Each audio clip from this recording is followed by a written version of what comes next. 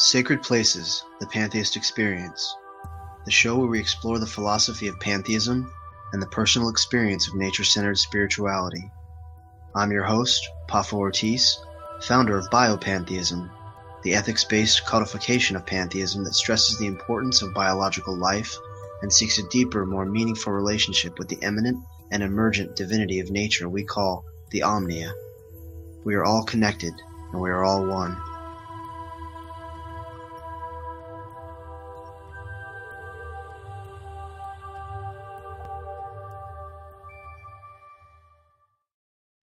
Hello, everyone. Welcome to Sacred Places, the Pantheist Experience, a show where we explore pantheism, veganism, atheism, religion, philosophy, science, and everything in between. I'm here now with my good friend Clint Grierson, and what we're going to talk about today is the vital and essential connection that he and a few others like myself have made between veganism and pantheism. Essentially, that veganism is the natural progression of pantheistic thought. And I've talked about this many, many times on other shows, but I've yet to really explore it on my own show. And I want to devote the next at least 2.5 hours, if we can, to this subject, because I think it's extremely important and it's highly significant with these two movements, pantheism being generally a misunderstood and unknown, burgeoning form of naturalistic spirituality, and veganism being a very powerful, influential social justice movement that has taken on many forms. It can be trendy, it can be expressed with great conviction. It can be expressed in very sort of disruptive and what's the word? Disingenuous ways, perhaps, or ways that can appear very off-putting to most people. So what we want to talk about is the fundamental ethic of veganism and what it represents, and how there is this interplay, this overlap between veganism and pantheism. So go ahead, Clint. Tell us a little bit about yourself and your experience as a pantheist, and where you came from, what you're into, what you're all about, and what veganism means to you, and why these two philosophical movements, or these two sort of worldviews, these ethical perspectives, are really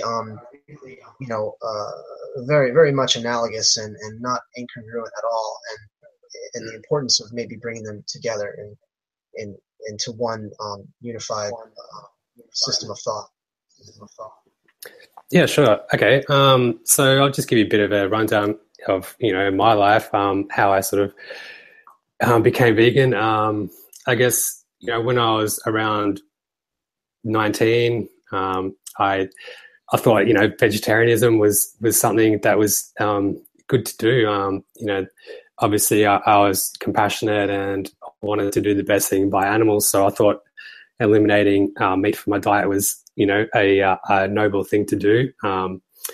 And that lasted probably 3 years until, for some reason I thought that I wasn't healthy and I needed to eat fish again. And obviously, friends and family, you have all these influences, and I just kind of fell back into eating meat for a while, and didn't really think too much at the time about it, because, obviously it's eating meat is tradition and all your friends and family doing it. So I just kind of got caught up in it again. But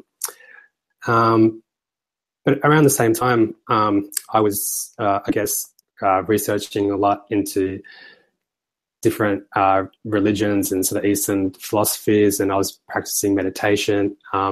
So I was pretty clean, I was pretty healthy, and that, I'm not sure why, but for some reason when I started eating meat again, that clarity and that lucidity kind of left, I guess, for a little while. Looking back on it, I can kind of see why now. Now that I'm really clear-headed and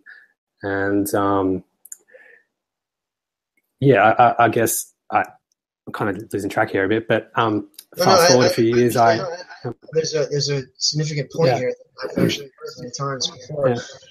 This connection with the idea of eating animal flesh and putting substances into our bodies that have experienced trauma. It's like you're taking that trauma into your own body, and there are many people in sort of Eastern circles, Eastern mysticism, that believe that that since we should consider the body our temple and hold it sacred, and we shouldn't pollute it with anything, and that everything is sort of imbued and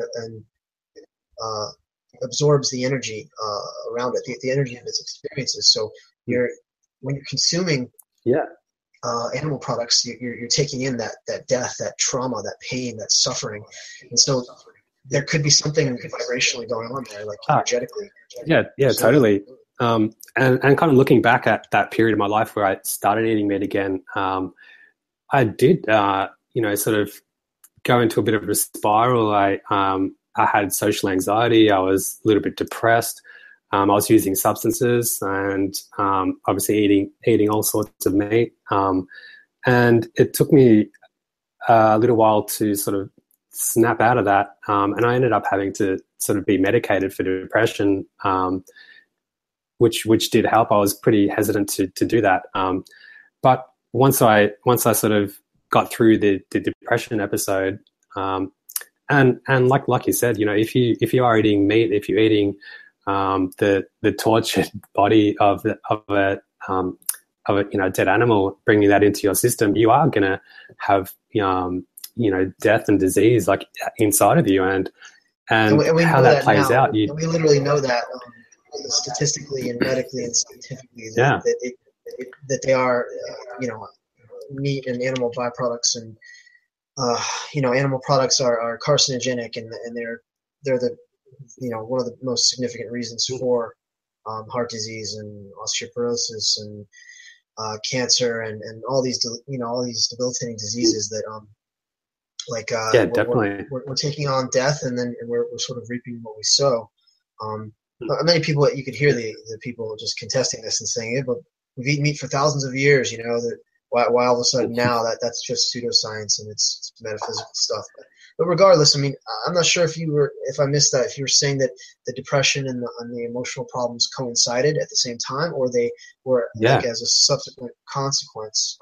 I guess looking back at that time, sort of when I was vegetarian, I was quite happy and clear. I was still eating little bits of dairy and stuff, but compared to when I started eating meat again, I kind of just like spiraled, and my emotional and I guess my like mental clarity was down. My inspiration, motivation, energy levels, everything was down when I was eating. I can attest to the idea. Let's see, I just ate like 5 potatoes, right? I just boiled a bunch of potatoes and I cooked some in the oven, and I feel really heavy, like I just ate a lot of that starchiness, Yeah. I was gonna say I can attest to definitely when I used to eat meat, if I had a steak or a big burger or something, or just gorge myself, I would feel just my senses dulled. I would feel sluggish and heavy and just sick, and I could just feel my digestion, everything slowing down. I felt that my metabolism was literally like struggling to try and digest and absorb the protein, the animal flesh, and that wasn't what I'm trying to say is I wasn't aware of what my food went through before it got to me. So this is a real physiological, sort of synergistic effect. Like you feel heavy and sluggish and tired, and it literally affects your health. So I can attest to that aspect of it. I never experienced the opposite as like what you're talking about, because I've never fallen back into it since I've pursued this form of spirituality. Since I've been a pantheist. So, but go ahead. Yeah, sure. So I guess there was a time where I needed to work on getting that clarity and that mental happiness and joy back in my life. So I did start. I eliminated red meats, beef and lamb and those sort of things, and a lot of processed stuff. I started exercising. I was still eating a little bit of chicken back then, but then I decided to go vegetarian again, which was about seven years ago. And I noticed pretty much straight away that my emotional sort of happiness started going up again, and I was regaining like my sense of self. Wow. Almost like I was coming out of this dark chapter of my life, and it just like at the time I wasn't aware that it was because of the meat, but now that I have been vegan for almost 4 years, on top of being vegetarian for the 3 years in between, my mental clarity, my like inner peace, my happiness, my health is, it's probably like the best it's ever been. And it took me it took me one, I guess, health scare to completely go vegan. So it looks like we just got Guyus. He just joined us. What's up, man? Can y'all hear me? Hey, Guyus. Yeah. Guyus, this is Clint. Guyus. Okay, Hi, Clint. Hey, Guyus. Nice to meet you. Yeah, we were looking for you yesterday, man. Like, we wanted, like, Guyus really wanted to talk to you. He had a whole list of questions for me that I contemporaneously answered with great vigor. Yeah. But he also wanted to speak to you and get your take on it, because I actually said that you've been vegan longer than the rest of us. Yes, sir. And I think your veganism and your pantheism are almost like equally matched. They're like these, two sides of the same coin, and that's the beauty of this. What I really wanted to explore in this episode. But do you have more that you want to say, Clint? Yeah. And do you want to keep rolling with that, and then have Guyus ask you some of the questions that he wanted to ask you yesterday? Yeah, sure. So I was just sort of getting to the point that where I actually switched to veganism from, I guess, being vegetarian. So there was a point where I was getting sort of pain in my sternum, which was due to like an injury I had when I was younger. So when I was eating dairy or drinking milk or having ice cream or something, I would get like a pain bone, which I guess it there's arthritis there, so it caused inflammation in the arthritis in my bone. And I started doing research into the effects of dairy on the human body, and like to my surprise, I was like, well, holy shit, there's so many like dangers and so many health issues that arise when you consume animal milks. And so that was pretty much the point where I was like, shit, I'm going to take out dairy out of my diet for a few weeks and see how that works. It's interesting how all this has kind of happened in stages. Like, it's happened very organically for you. Yeah. It wasn't like an overnight sort of thing that you just, I watched a bunch of YouTube videos. And I mean, this was like a very, holistic thing, all these different aspects of your life and the trajectory there. You can see how step by step. Go ahead. Yeah, sure. There's definitely like certain points in my life which, looking back, I can see sort of bring me to that point. And the point where I ditched dairy was pretty significant, because after about 6 weeks without dairy, I noticed that the pain in my bone had completely gone. I'd have better movement in my arm, and I was like surprised, and I was happy that I wasn't having so much pain. So I guess that point there was where I became vegan without sort of knowing so much about the dairy industry or the practices of like large animal agriculture and factory farming.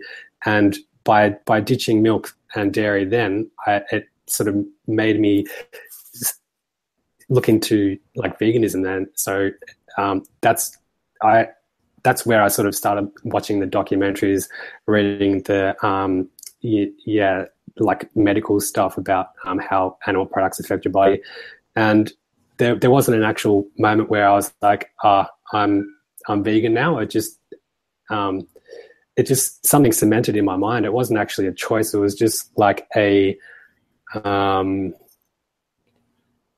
how do you sort of describe it? It's just I just became what I actually had always been. So it was almost It's awesome that you say that, because that's actually how many pantheists describe once they've discovered pantheism. It's like, this is what I always was. This is what I had always felt and believed, and I just didn't know there was a word for it. I didn't know there was a name for it. I had no idea. So it's interesting that you have the same experience. So are you saying there's a word for that? What's up? No, I'm saying that it's fascinating because your experience in discovering veganism is the same as what many people describe in discovering pantheism. Yeah, well, that was pretty much the same way I came to pantheism as well. So pantheism came first or after? No, after. But it was quite an organic. Okay. Yeah. So it was I realized I was vegan first, before I realized I was pantheist. But at the same time, looking back now, I was both my whole life. You know, I believed that nature was like God, or I always believed that, you know, compassion and empathy and love and non-violence is our core being. You know. If your spirituality doesn't involve those things that you just mentioned, then your spirituality doesn't mean shit. If your religion is not fundamentally predicated on love and nonviolence and compassion and empathy and generosity and concern and for other life forms, then what good is it? Whether it's a philosophy, a religion, or whatever you call spiritual, that's your test right there. Yeah, jump in. Poffo, y'all may have already covered this, you know, since I'm a little late. But I actually just started. We just started about 10 minutes ago. 10 minutes ago. As you know, coincidentally today I was talking online with my other vegan friend, Angie Delay, and she asked me, you know, because I was telling her about you. How long have you been a vegan? Because she's coming up on 3 years. She's about to have her 3-year anniversary of being a vegan. And I was just curious because I'm surprised I haven't asked you, and I'm surprised you haven't actually volunteered to tell me how long have you been a vegan, and how did you get introduced to it? Did you also start coming across the documentaries or have someone approach you? Are you talking to me, Guyus, or Clint? I'm talking about you, Poffo. Oh, okay. Because actually, Clint did just describe that. That's exactly right. Right. Yeah, that's what gave me the idea. As well as okay, for me, have you not read my article, Veganism and Pantheism? Because no. I completely spell it out there. I give the whole sort of chronology of it. Well, go do your homework and come back. But in a nutshell, and also for the listeners, in a nutshell, a quick little recap. I will, and cut me off if I'm taking too long, because I have a tendency to do that. In a nutshell, because of my pantheism, specifically because of Biopan, because of my role as a leader in this movement, and in speaking with so many other pantheists, and in just trying so hard to establish this movement that is fundamentally based on a love and respect for life, and all these things that Clint mentioned, compassion, and just continuously speaking about the divinity of nature and how ethics and morality and how we should treat one another. I had always been an animal lover my whole life. I'd always felt closest to God and most in tune and in communion with whatever I termed as spiritual, outdoors, or in a field or on a beach or in the ocean, just engaging and interacting with nature. And I've always had pets my whole life. I've always been an animal lover. I've rescued so many sick and hurt, injured, animals. And I was going to be a veterinarian when I was younger, or I would have been a naturalist or a wildlife photographer or zoologist or something. So there's always been that. I was sort of raised that way. My dad did canine, and we always had dogs. And so there was never a time where I didn't love animals. And once I had come to understand pantheism in a comprehensive way, I just recognized that, my love for animals and nature and the outdoors, it was just indicative of the fact that when we are interacting with animals, when we are exploring nature, we are in effect exploring God. We are looking into the eyes of a fellow being that is really another expression of the divine. So the point is, you can't talk about having a love and respect for nature, caring for the environment, sustainability, wanting to promote permaculture and all this, and then coming to the realization of what we're doing to these animals and what we're doing to the earth. And so by just from, I guess, supporting PETA, I never ate veal. I'd always been against animal experimentation, and for a long time, actually, it was Peter Moriarty who had kind of expressed to me the damage that's being done because of the beef industry, and I didn't really understand it at the time. But I was still eating hamburgers, when I met him, and he says, no, I don't eat red meat, because of what's going on and what it's doing to the planet and blah blah blah. He never said what it does to the animals. He never said what it does, what the cows are suffering. He just talked about sustainability. Okay, so the point is, through all this, I'm trying to make this succinct. Hold on, let me try harder. Through all this, had he seen those? Had he seen those documentaries like Cowspiracy? No. He had seen Cowspiracy, I think, later on. I tried to get him to watch Earthlings. I think he still hasn't watched it. But basically, I'm not surprised. I came to the realization that I would be a hypocrite if I continued to eat and consume meat, eggs, and dairy, because that's life, man. That's the divinity that I'm asking people to respect and honor. And this speciesism, this idea of human superiority and viewing other animals and other life forms as inferior, was everything that I was juxtaposed to everything that I represented. So let me see if I can make this personal. I felt guilty specifically about pigs. I thought pigs get it the worst, and I just always looked at the footage and the videos of little piglets and how beautiful they are and how innocent animals are. And then it was like I always felt guilty, but I liked bacon. I did like the taste of bacon, and I liked meat. I grew up eating meat and ribs, barbecue, everything.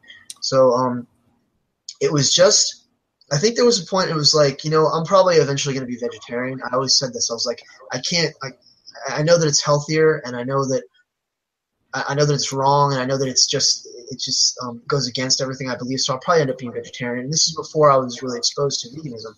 Then with all of the YouTube videos and with the documentaries and with meeting people, I recognize that veganism is it's superior to vegetarianism. And once you understand what goes on with the egg industry and the dairy industry, that it's all connected and it's all horrific, that it was like I was vegetarian for a while, and then I just said, no, I have no, there's no reason. If what made it the click for me, learning the physiology and learning about our teeth and our digestive system, and just discovering that this incredible sardonic fact that we don't need meat to survive. Once I realized that we don't need it and we can live on an entirely plant-based diet and be healthier, I'm like, what the hell why are we still doing it? Why am I still doing it? There was no good reason for me to continue eating meat.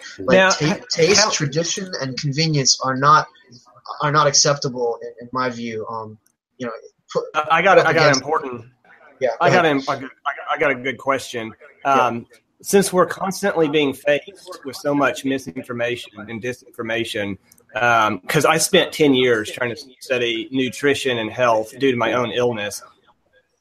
To distinguish what you thought, because nobody seems to agree, all the expert nutritionists, the doctors, there's all this conflicting information. So how did you know how to, and in fact, both of you can answer this, how did y'all distinguish? In fact, you may even you didn't know 100%, but there was an inner gut feeling, and also because of your willingness and motivation to be kind to animals, to be good to the environment, that was what maybe gave you a leaning towards one way or the other. But were there sources that y'all found that y'all thought were extremely reputable, multiple reputable sources? Guyus, are you talking from the health aspect or for ethically? Because mainly from a health. I didn't do. This is a very important point. I didn't become a vegan for health reasons at all. It had nothing to do with health whatsoever. My dad, he's like, the first thing he said, "Oh, have you lost weight?" I'm like, "What are you talking about?" He's like, how do you feel? Do you eat a lot of bread and crackers now? I'm like, what are you talking about? And I tried to explain to him. I was like, I'm not. This isn't a diet. Like it's part of my philosophy. Like I was led to. You want to know what Clint? Just literally recognize the suffering of animals. That's what pushed me. Okay. Clint mentioned that he had some health issues as well. So can I just jump in? Yeah. Cool. Yes. Don't ask if you can jump in. Just jump in.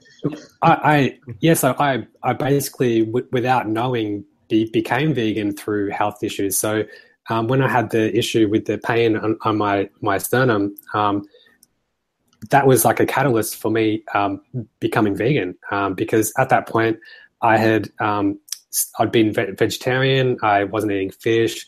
I was probably still eating some eggs in some products, although when I was a teenager, I was actually allergic to eggs. So if I was to consume eggs, I would get these crazy migraines, which would just basically put me on the floor, and I couldn't do anything for a few hours until that wore off. But so I did sort of stumble into veganism through a health issue.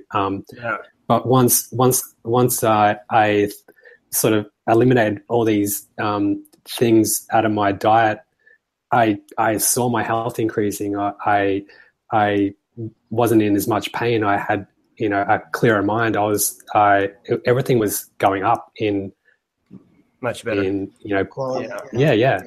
That's a similar thing. What happened to me with my health issues, I noticed that even though there's a lot of confusion in terms of what's supposed to be healthy and what's not, I saw that slowly but surely over 10 years towards, first it was a paleo diet, and then it just drew it drew more well, because they also believe in the leafy greens and the nuts and the things like that, but started moving more and more towards the plant-based diet. And the only thing that I was doing, literally, and I told you this just recently, Poffo, that just before I became vegan, the only thing I was eating was a little bit of chicken each day and a little bit of cheese. And I didn't really care for the chicken. I was only doing it for the calories, and because it was one of the few foods that I could actually get down without having any kind of allergic reaction or intolerant reaction or some kind of nauseousness or some kind of weird reaction. Meat, for some reason, has a way of settling. It's because it's crude protein. It's easier to if you have. But if you're having some kind of digestive problems. Go ahead. Yeah, it can have apparently long-term damage. Like later on, you might experience inflammation due to the acidity or acidosis. So there are things like when I was viewing these documentaries, one of the things that was really helpful is just learning on a clinical level, on a scientific level, what happens physiologically in humans. And they even provided the computer graphics, and they really helped me to see that is not food for humans, or it shouldn't be, unless it's a survival situation, or self-defense mechanism or situation. But I remember very vividly when this girl Nicole Scott said to me, I owe her a lot. I've never really even thanked her for this, but when she said to me, she's like, human beings aren't omnivores, we're frugivores. We're technically, physiologically, we're frugivores, and she posted the chart showing the diagram, the lineup of the different teeth. I'm sure you guys have seen this by now, of a bear, a dog, a donkey, and a primate, and then a human, and it just shows like the anatomy of our teeth, our incisors, our molars, our canines are nearly identical to those of primates, who are primarily plant eaters, 95% plant eaters, herbivores, and specifically the frugivores. So that's what hit me, and I was like, I remember that moment. I was like, holy shit! I was like, this makes sense. In Biopan, this is the most how do I explain this? The most biologically accurate path to take in terms of our diet, because this is what we are. We're primates. We're not omnivores, we're primates. And nothing about our physiology says anything otherwise. So that I remember that moment. It was that chart, and then that there was that meme that said, what is it, 40,000 vegetables and plants. Yeah, 70,000. Yeah, 70,000 on this planet, and people still choose to eat the dead flesh of animals. And just looking at that image of that beautiful sort of cornucopia of fruits, and I've always had that just kind of it's stayed in my mind, and I say that's what I should be eating. And I'm like, if I'm not eating that, I don't care what I'm not eating.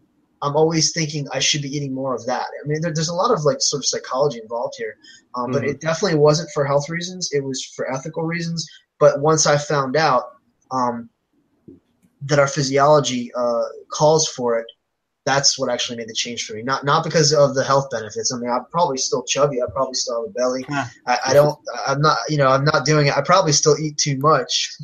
Like I just told Clint, I boiled like a whole bag of 12 potatoes, and I just ate like 5 of them before I came on the podcast.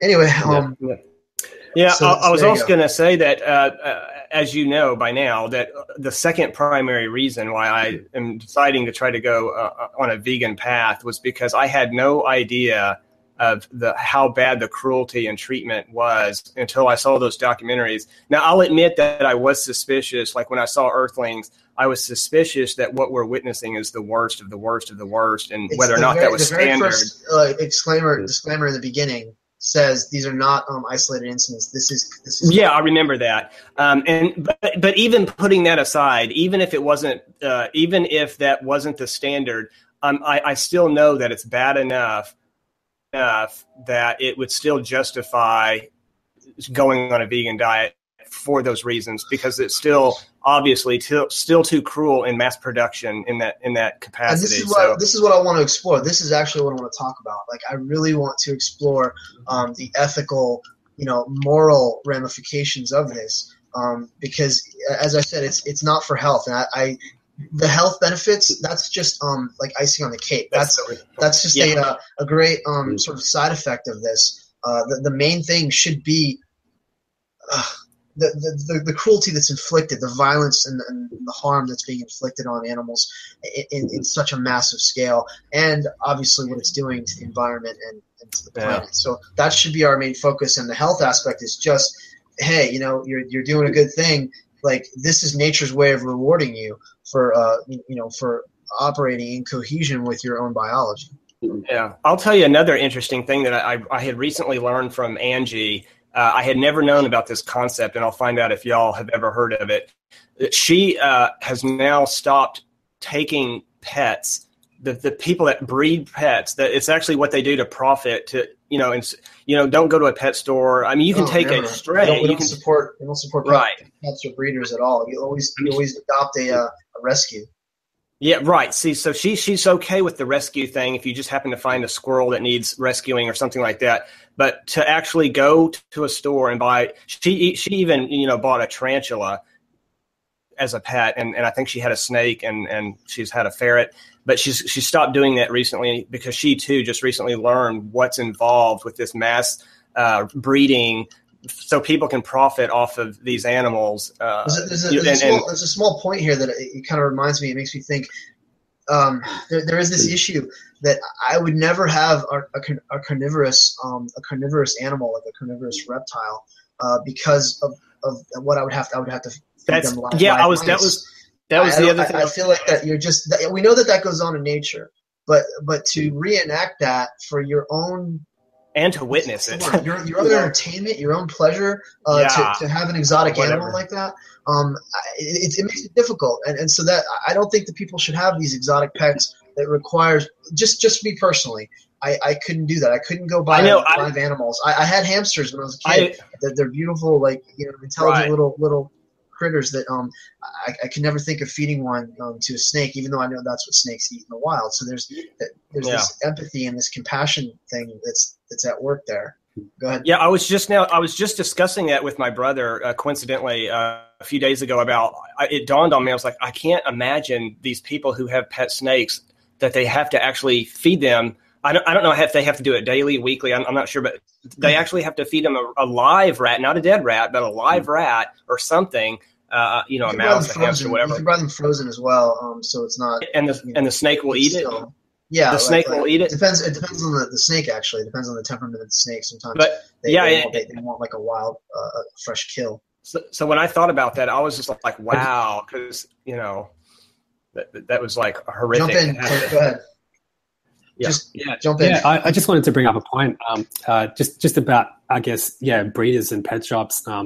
I think once you understand that what goes on is like a commodification of sentient animals and like a reduction of them into like pieces of like objects to buy from a shop and become entertainment. Like when you realize that it's not okay to do that for a pig or a cow or something that you eat, you understand that it's not okay for that to happen to animals to be put in a pet shop to buy at, to put on your shelf or to have as a form of entertainment. It's just vanity, man. Yeah. And I'm not trying to say that I'm against pets in general. Like if we were to have a pet and to have that relationship, I'm okay with that. Yeah. It's just that if there is a facility that is mass producing, mass breeding, and the conditions are horrible, which they usually are, and they're doing that for profit, and they're doing that to... The incentive is profit. That's the problem. As long as the incentive is profit, it's not an ethical incentive. That there's always going to be if it's maltreatment there. And if it's in mass form, like a mass production aspect to it, that's what would just really disappoint me. Like even if a friend sold a puppy, let's say, his puppy just happened to have puppies, and he did profit off of selling it. I'm okay with that. It's just that mass production, and of course, you shouldn't be okay with it, because the mentality is, why should we buy or sell any living thing? Like the idea is, even the language is changing among vegan communities. We don't call them pets; we call them companion animals, because we're trying to instigate and institute a new understanding of our relationship to the natural world and our relationship to the animal kingdom. So, like, we shouldn't think of them as pets. We should think of them, if we have a symbiotic relationship with them, we're providing for them, and we're not forcing them to do things against their will. They're not just merely for entertainment or whatever. This gets into a lot of really fuzzy issues of oh crap. Yeah, this brings up a good point service animals. Yeah.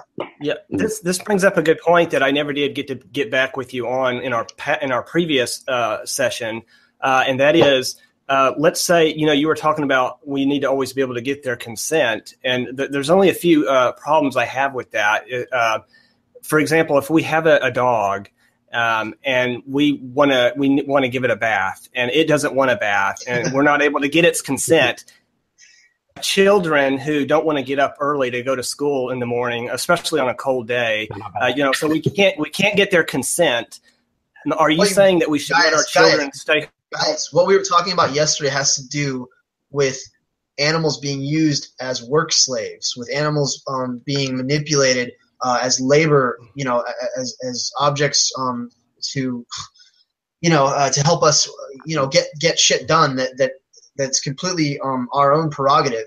Like, that's not the same thing as sort of the caretaking. My cat hates getting his nails cut. I have to wrap him up in a towel. He'll scratch the shit out of me, but I do that for his sake, for my sake, for my carpet. Okay, like, I'm doing that against his will, but it's entirely different than using him and exploiting him, for financial gain. That's completely different. The only difference is. Yeah, the only difference is I keep trying to make the distinction with you, but you keep forgetting that it's not for profit. It's not for my personal use. But again, it's in that symbiotic relationship where we as a community, the community with the animals, if we can all have a tit for tat, I scratch your back, you scratch my back. But my point was, we're not going to always be in a position to get full consent, not from our children, not from our pets, not from certain animals that we might use, as long as it's in a respectful kind way. How do you use anybody in a respectful way?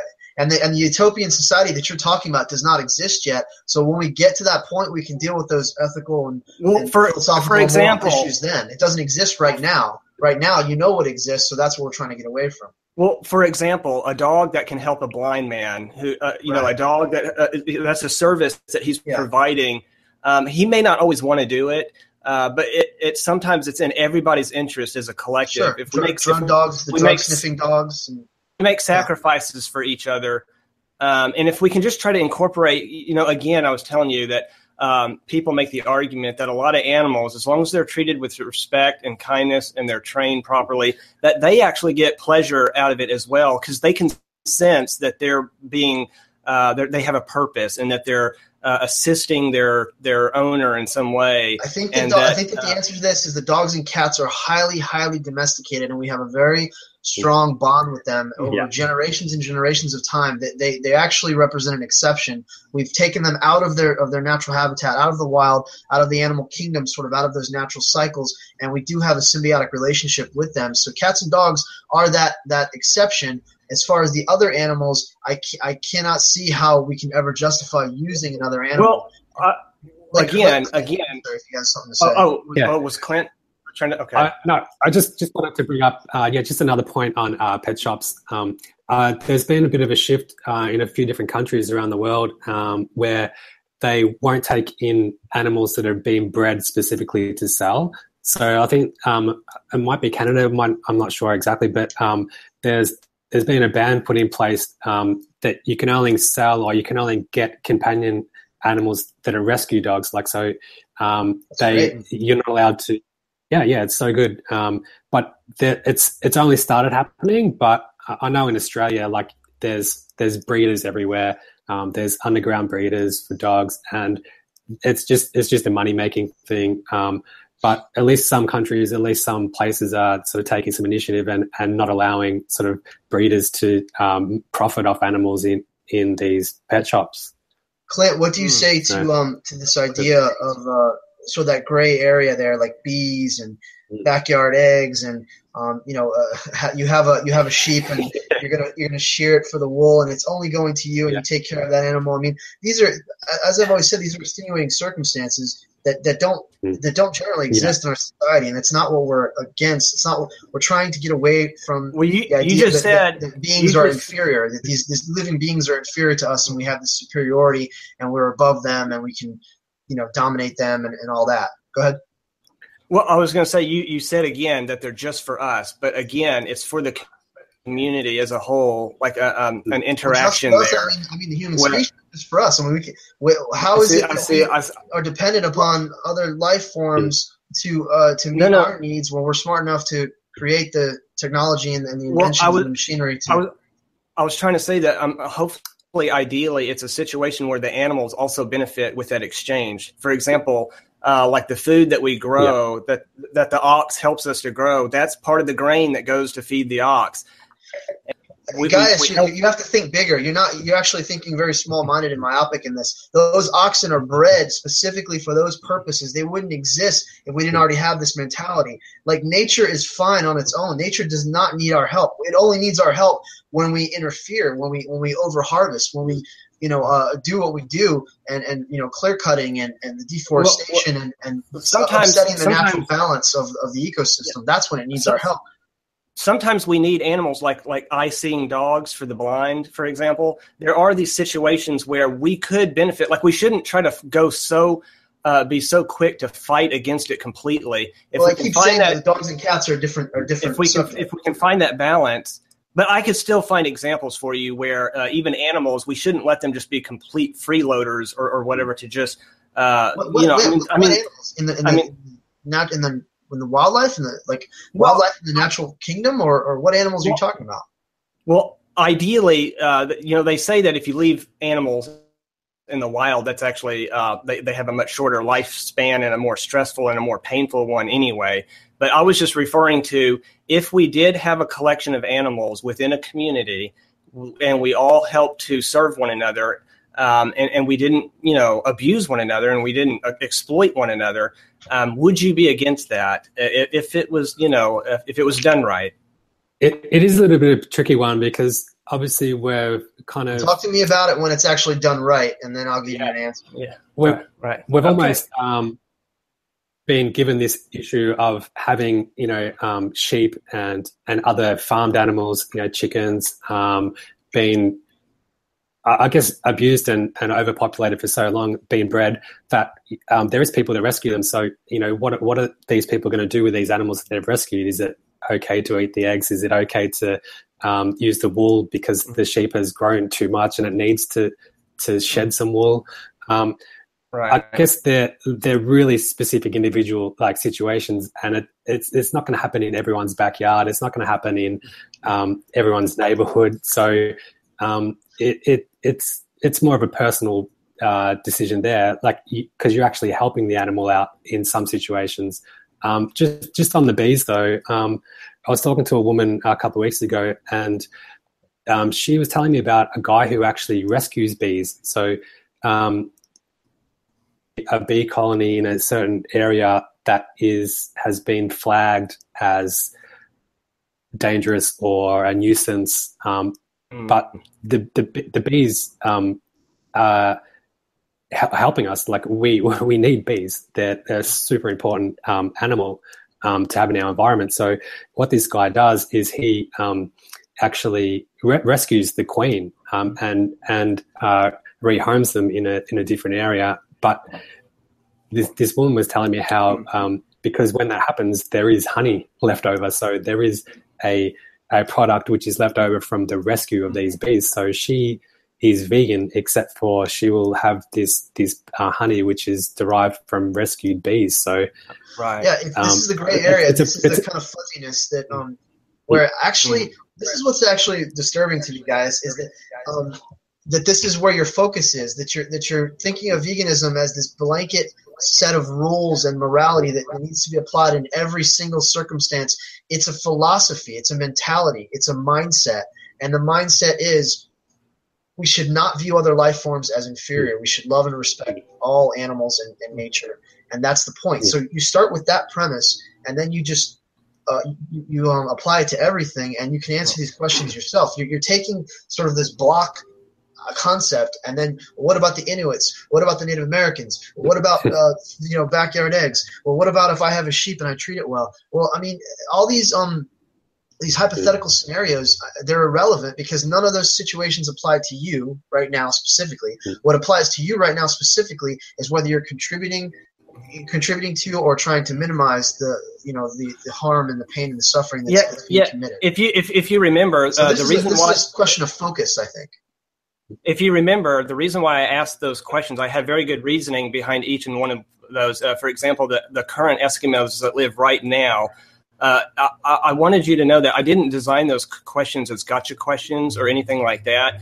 They were questions that were helping me to understand the vegan mindset, and I wanted to know how vegans might, on average, view current Eskimos right now that live in an environment of scarcity when it comes to fruit and vegetables and plant life. And I thought it was a very valid question. I don't think it was irrelevant. No, it is valid, but what's irrelevant is not irrelevant. So I thought, you said irrelevant. I'm correcting myself. I'm saying it's not pertinent to the situation, to the actual situation at hand. The point is, you're focusing on all these things, and there's nothing wrong with it. We all have these questions. I was very curious, and as a lot of people first coming into veganism, they have a lot of these questions, these moral questions, and you do seem to keep repeatedly getting frustrated when I ask these questions. I'm not frustrated, dude. I am not frustrated. I promise you. Come on. No. Okay. Clint does. I don't know. Does Clint know me by now? Anybody who knows me knows I'm not frustrated. Yeah. I'm just trying to get out my thoughts because I think really fast. I'll play along. There is this issue, though. There is this issue that, like, if your focus is fundamentally on, it's like you're trying to judge the rationale of the vegan movement itself. Like, you're trying to make sure that it's not this extreme. You're judging the philosophy and the movement itself, trying to see. I'm just trying to get information. I'm just trying to get information from you and other vegans. Mm-hmm. I'm not trying to judge yet. I'm not trying to think about the idea itself. That's what I'm trying to say. Is think about the idea itself, not the people that you might be bad apples or might misrepresent. You seem to get defensive. All I'm trying to do is trying to get. Analyze me, boy. Listen. I'm trying to get information from you, and I'm hoping that listeners can get information and be more informed, and just get an idea of the philosophy and the mindset and where your heart is. So I can go down the list of each question I asked. I thought each one was very carefully thought out and valid, and needs to be covered for those just coming into this. And again, I'm trying to find that balance, because you know me, I'm always trying to find that proper balance, and I'm trying to avoid the extremes, because you have those really extreme vegans, and then you have those other vegans who are very light vegans. They're just barely vegan. And I'm trying to find that middle ground somewhere where I'm not trying to take it to a ridiculous level. Like there would be some people who would be against seeing eye dogs, for example. They really take it to the extreme. And I don't think there's any harm in me trying to tap in to find out where you lie within that spectrum, or where Clint might lie in that spectrum.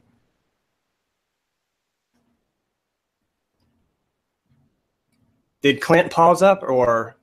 No, I hit mute for a minute because I'm looking for something I was going to read to you. But, oh, wait, it does look like he's frozen.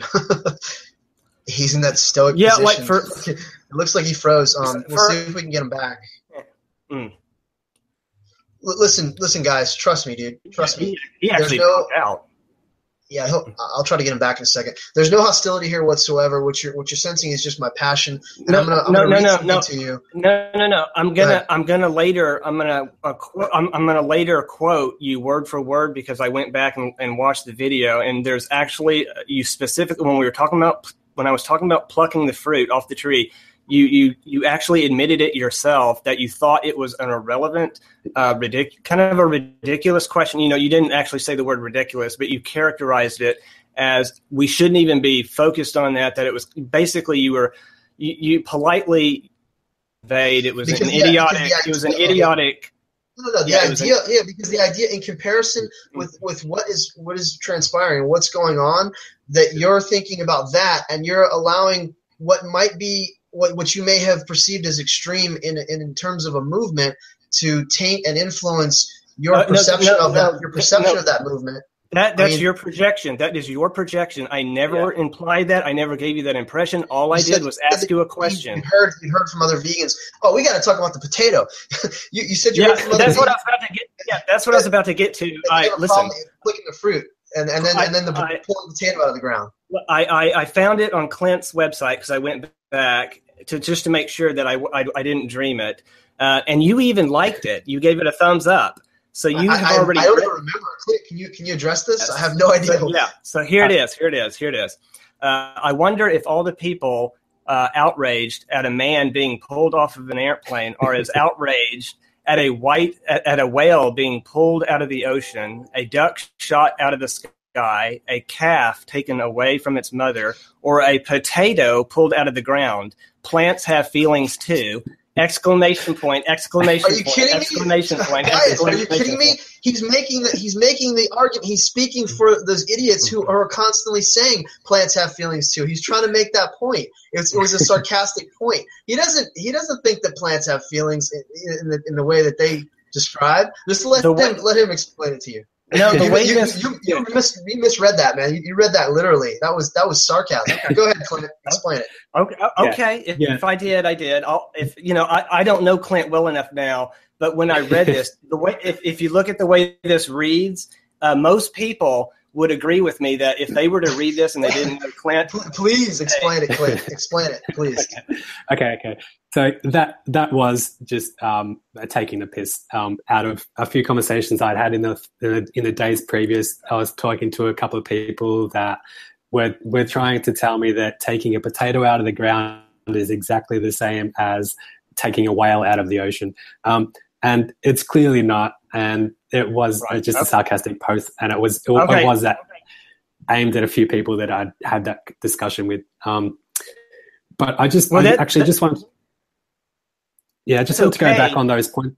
But that still doesn't negate the fact that what Poffo and I was discussing yesterday, that there are vegans who do believe that you should wait for an apple to naturally fall off the tree and let it come to the full term before eating it. And so that was just why that was brought up, the whole potato thing. Guys, why does that matter? Why is that significant to you? Why is it significant to you if there are principles in this movement, if there is a foundational biocentric ethic to this movement? See what I'm saying? You're worried about that there might be bad apples in a movement, or there might be extreme versions of it. Poffo, listen to me. You keep projecting all these views and emotions onto me. I keep telling you, you do not need to convince me that the idea of trying to no longer eat meat or ingest dairy is both good for my health, good for the environment, good for the animals. We have already tackled that several times. The reason why I'm asking certain questions like that for the 1000th time is because I'm trying to get an idea of, one, where you personally lie on the spectrum and where a lot of vegans may lie. Because if that is expected of me personally, if people expect me to give that much concern and be that sensitive to fruit, then that's where there's going to be a problem. Like, if, for example, if I found out that you were that sensitive to an apple being eaten before it fell to the ground, that would be problematic. That's all I'm saying. I was just trying to feel out the situation. But don't worry about trying to convince me whether or not I need to cruelty or avoid eating meat. You've already sold that to me, several times over. I just want to jump in. If you're worried about that, then you're looking at it's just common sense, man. Like use your own common sense. And that's not at all what this movement. I was just trying to find out where you are on the spectrum. It was just a harmless question, and I didn't mean for it to become an inflammatory thing. Nothing's inflammatory, dude. I'm totally fine. I just want to jump in. Everything's cool. Go ahead, Clint. Okay, can I jump in? Yes. Don't ask. Just getting back to those. Yeah. I was trying. Just getting back to those points, like when I first went vegan, I was like super curious, like every little aspect of veganism, every gray area, every health issue, every environmental issue, everything that I could get my mind's attention on, I would research the fuck out of it. I would make sure I would have the discussion about Eskimos, about backyard eggs, about all these gray areas, these little nitty-gritty questions that people would raise. Because for the first year of me being vegan, I didn't say a word to anyone about it, like, because I was invested in discovering as much as I could about it, and I would have these discussions with people only after they were to ask me, like, why are you not eating that, or why are you doing this? Then I would have the conversation. But I didn't want to have any gaps in my understanding. So I would specifically go out and deliberately like focus on what the Eskimos are doing, or what someone's doing with backyard chickens, just so that I could have an opinion, so that I could have an understanding for myself. So where I knew where to draw the line in my own psyche. After doing that for about a year, I got to a point where I was to have the specific lines and the guides to inform my decisions. And there is still a few areas that are gray. Horseback riding, honey, these things are always But that's not the focus. That's just you don't want to be out and talking to someone and have no idea about how to tackle that subject. So you need to like discuss it. You need to have exactly. Yeah, and it shouldn't be mischaracterized as being overly concerned or worried, or I'm not stressed out about it. You totally exaggerated that interpretation. All I'm doing is trying to get a collection of information from you and other vegans So I'm not trying to focus in too much on something. I'm not worried about anything in terms of, like whether or not I don't want to pick an apple is going to discourage me. According to that, then you just need to meet more vegans. You just need to interact with more. I mean, there are hundreds and hundreds of websites. There's hundreds of YouTube channels, thousands of YouTube videos. I mean, it's incredible. So what I would say to that is just expose yourself to. I mean, get to know James Aspie and get to know Emily and Gary Yourofsky, man, and all these great sort of pinnacles in the movement. Who are sort of leading the way. Here's a quote from James Aspie. I posted this morning. Somebody said, "Veganism is a cult. It's propaganda with no actual substance behind them." And he says in his Australian accent, I wish I could do it, but it's not propaganda. I could do it. Yeah, you want to read it, Clint? It says, "It's not propaganda that animals are mutilated, tortured, and slaughtered for foods and products we don't need and are better off without. What's more cult-like, eating plants or forcibly impregnating animals, stealing their babies from mothers, drinking milk from other species, killing babies, slitting throats, using skin as clothing, chopping bodies up into pieces, serving their legs, breasts, and ovulations on our dining tables while obsessing over bacon and claiming to hate animal cruelty?" Mm-hmm. Yeah.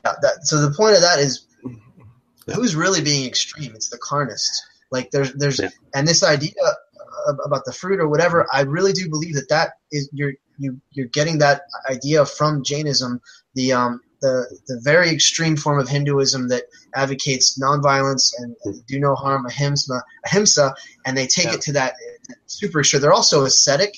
They also deny sex. These people are like extremely. They've just taken it way, way too far. I think they deny sort of physical pleasure.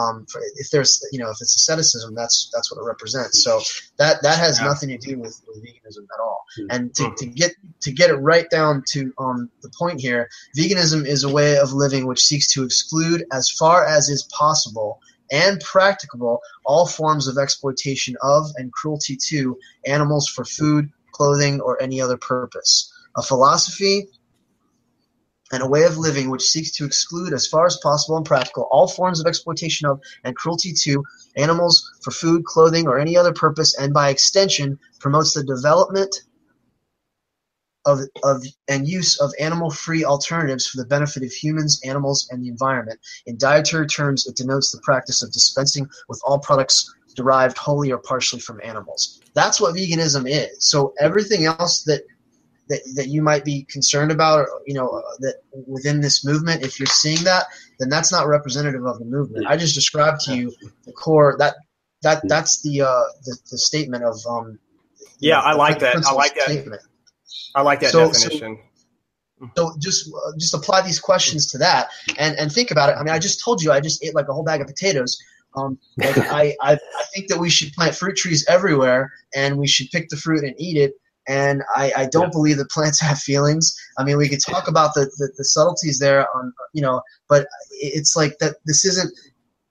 You asked me about my shampoo. I mean, all vegans, if they are mature and they've developed this understanding, they're just going to buy the cruelty-free products. And this isn't a form of extremism. It's a form of awareness. It's right. Yeah, I would. Yeah, I actually am. I not long ago I made my own toothpaste using my own recipe when I did some research and found out what's good for the teeth, like the coconut oil and the baking soda. Coconut oil, I've done that too. I use essential peppermint essential oil and a little bit of hydrogen peroxide, food grade. And so I'll never go back to the traditional toothpaste. And I've also made my own hairspray using a recipe that I found online. It's real simple. It's basically sugar water. Your hair looks so good. And it actually works. It actually works really good. And I also have essential oils in that, which is really good. Sandalwood. Sandalwood, by the way, that's what I recommend. It smells really good. But I'm the bottle that I have right now of shampoo, which has gelatin in it, which is an animal product in the shampoo that I have right now. Clint, so do you know the alternative to gelatin, to what it is that we get out of gelatin that is beneficial to our bodies, and what we how we can source that from the plant world, the collagen and the what is it, man? It's like it does help strengthen your hair and your nails and I think your skin. But if we were to eliminate that and not use gelatin, is there an alternative? I believe that there's an algae that we can use, but does it have sort of the same synergistic, medicinal components? Like cell repair and building cells, cell repair, and it's supposed to have all sorts of beneficial qualities for the body. Gelatin does, helping to build elastin, collagen, things like that. And so I was wondering if there's an alternative. I sent you those links today, guys, but I guess they didn't. Did you read them? No, I saw them, but I hadn't had a chance to click on them and look to see if they have the same health benefits. Like I know they can be used in cooking and things like that. Right. But the main reason why that's why I was looking into it too, because my mom, remember I discussed this. Right. And that I was just going to let you know that was the main reason why I was interested in gelatin, not for the food aspect of it, but just for the health aspect of it. Clint, can you hear us? Did you get that question? Yeah, it was a little bit glitchy, but yeah, I'm not really aware of a specific ingredient in plants which would be similar to gelatin. Yeah, but it's something that I would be interested in actually. Ask all friends about it because my mom has benefited from it, and it's the only non-vegan thing that she consumes right now. Is the little gelatin packets for her hip because it actually really worked wonders on her hip.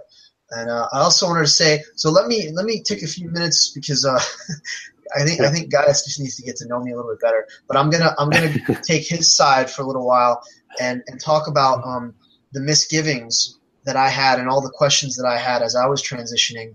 And there were times when I had frozen fish in my freezer, after a while, or that I had stuff left over from other people that had lived there, roommates and stuff, and I told myself from the very beginning, because remember, I went vegan purely for ethical reasons because my philosophy led me to it. It was literally an extension of my philosophy. And there were moments and times where I was like, okay, well, what if I crave the fish, or what if I crave this, or what if I want that? I don't want to stop myself. I told you this yesterday on the podcast, guys. I said, I don't like rules. I don't like restrictions. I don't like people telling me what to do. And I have a real hard time with authority and even my own authority. So I didn't want to create any unnecessary obligations or restrictions or sort of overburden myself with this, with trying to live up to this ideal. So I said, you know what? I'm doing this for the animals. I'm doing this because I'd be a hypocrite knowing what I know now if I didn't do otherwise. But if I feel like eating meat, if I feel like eating fish, if I want a chicken sandwich, if I want to eat something like that, I mean, milk and dairy was never really a problem, but with meats, I did enjoy meat. If I feel like eating it, I'm going to eat it. I'm not going to stop myself. I'm not going to feel guilty. I'm going to do what I am compelled to do, and I'm going to follow my own conscience. Okay, and I did that, and I made it so that no one's telling me what to do. No one is imposing this on me. I'm doing this, from my own non-free will, from my own out of my own volition. Okay, I'm gonna do this, and it's not for anybody else. It's for me. It's for the animals. Okay, and that's it. Because I approached it that way, it was a completely organic, natural transition, and there was never a moment where I was like, oh my god, I'm getting this craving. I want to do this.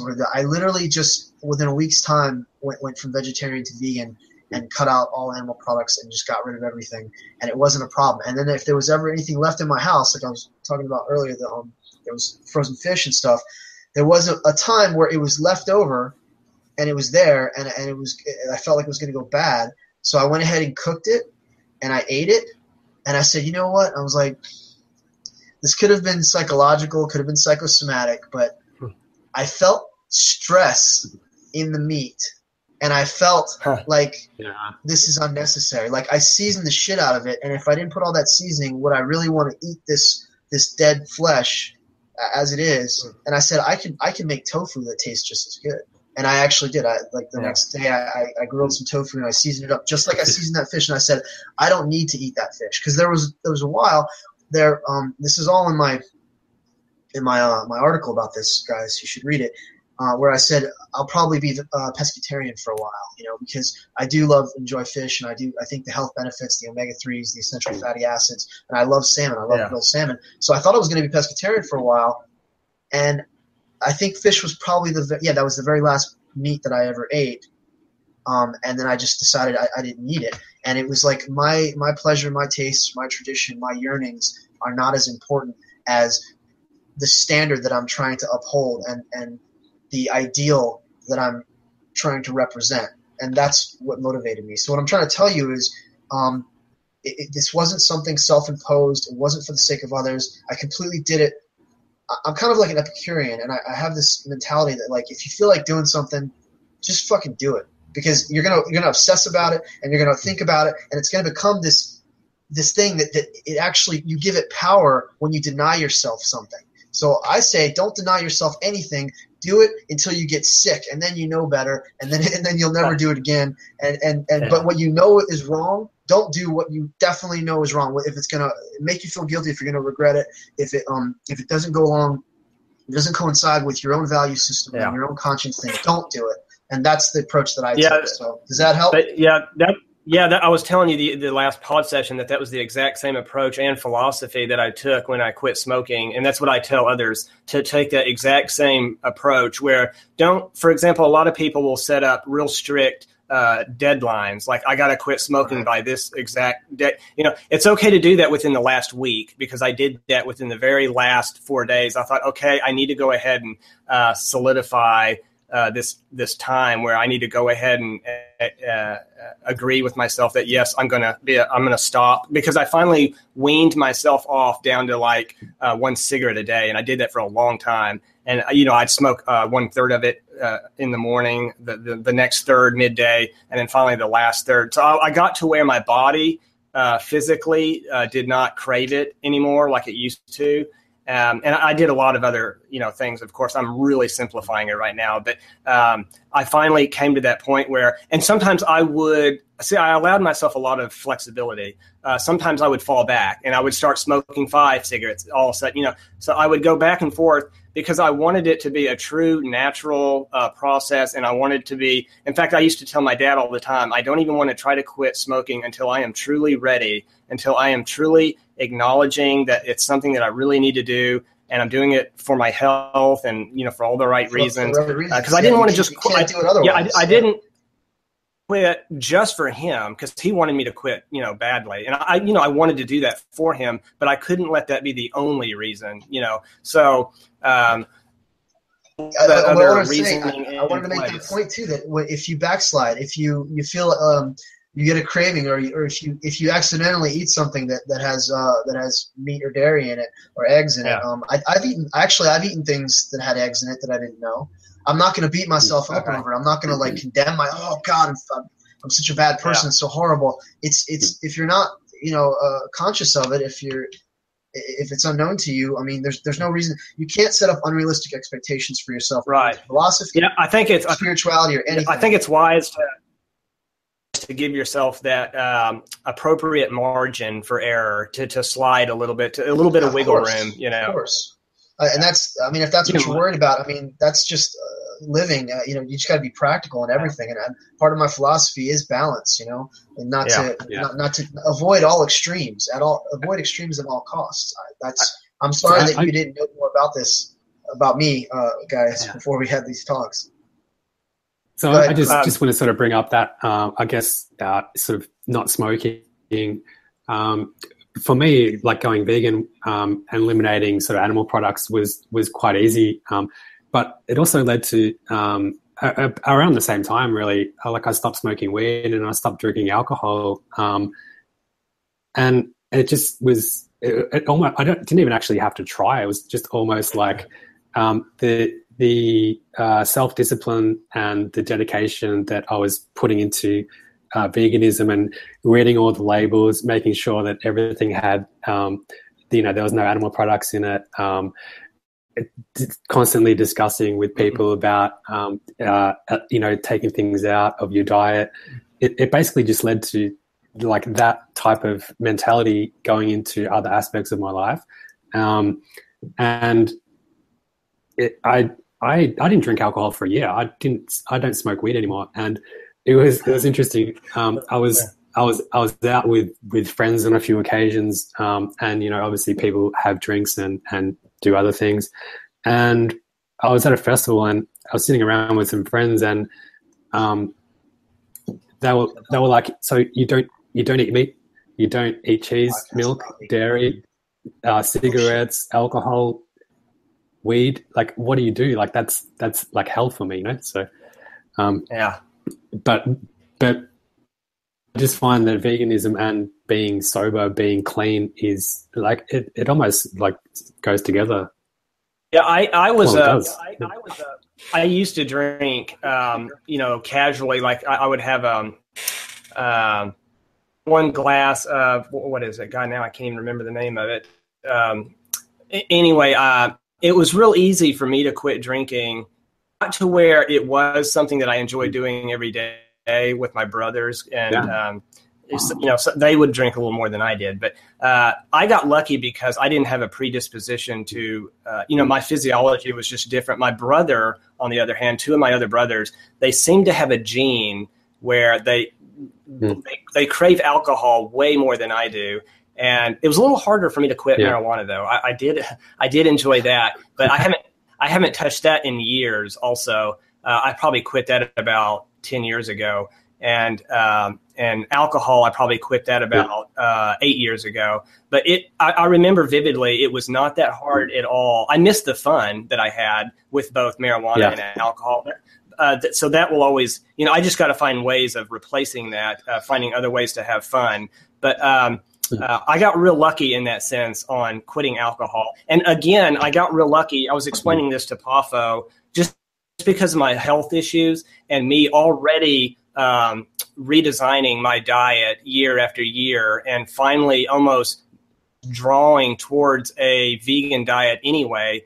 Like right now, I basically, I guess some people would almost call it cold turkey. I practically did that. A few days, I tried to finish up what little chicken I had, and so far, by the way, I'm doing okay. And I'm holding up my weight. But it's not like I miss it. The only thing I was scared about that I reported to Poffo was whether or not I would be lacking in certain nutrients.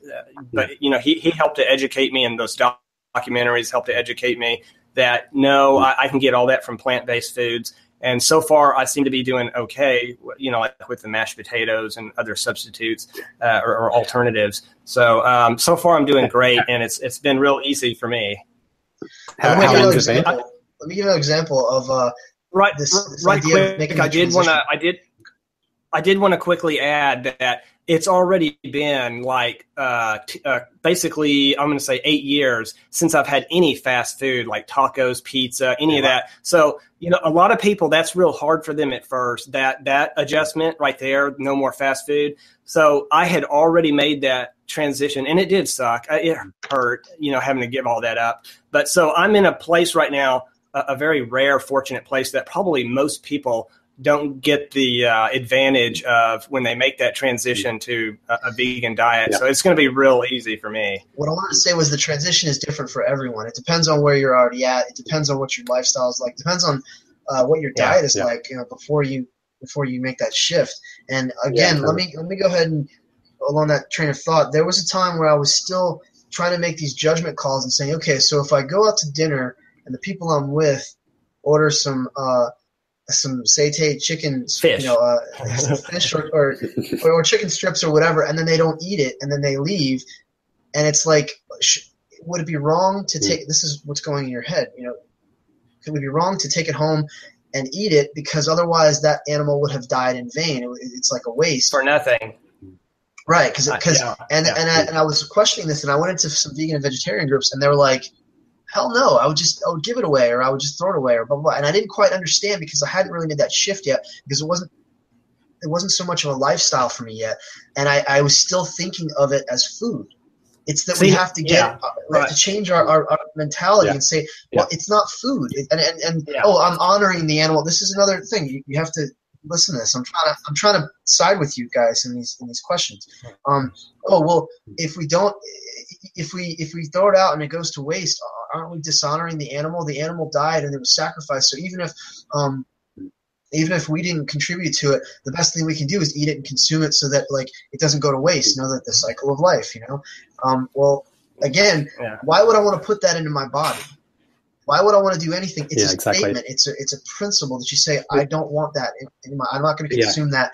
And even if I'm not contributing to it, this is what somebody said to me, actually, it really stuck. This is, you're not honoring the animal. The animal's already dead. You're honoring them by not killing them and not supporting it and not contributing to it. Because when you consume it, well, that becomes another form of justification. Someone else looks at you and says, well, see, you can eat meat when you want to. So what's the difference when I eat meat? And once you go down that slippery slope, all that gray area. So it's not an extreme mandate to act and live a certain way.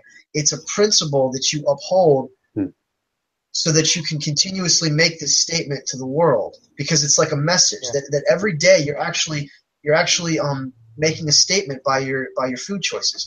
Now, we can talk about this a little more if you want, but I really want to get into pantheism and veganism and the connection and the trajectory and how it is the natural the synthesis of these two movements. So, is there anything else that you guys wanted to explore when it comes to the nutrition? I think I got all what I wanted to say. Don't ask me questions, guys. Sorry, that just cut out there. So I missed the last bit of that, but I just wanted to say just on what your point was, Poffo, about eating sort of leftover food or having that question, what should I do with it? I always come back to the idea, what if that was human, or what if that was a person? So when it's leather or any animal product, the way I see it now is that sentient being was a person, because they had a personality, they had character, they had feelings, emotions, and experience. So if a sentient being has an experience, they have a personality, they have character. So that bit of meat was a person. And so if someone's going to say, what are we going to do with this leftover meat? The way I view it is that it's a leftover person. And if you were to ask someone to eat a leftover human, they'd say, no way, that's beyond this gets into, my... gets into the idea of honoring and respecting life and the life principle and the unique individual manifestations of life that are all around us. That's the difference, is that, Guyus, you're my friend, but if you die and then your body is here, I'm like, well, it's going to go to waste, so let's just chop them up and eat them. I mean, there's a reason why we don't engage in cannibalism, aside from the physical effects of it, the negative consequences of it, the diseases you would get.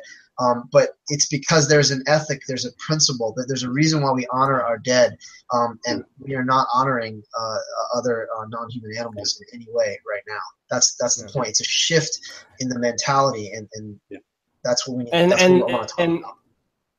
And the question that you had asked that vegan group, aren't you glad that they didn't perceive it as a ridiculous question? Because I thought it was a very, a good, valid question that you presented to them, and you were confused.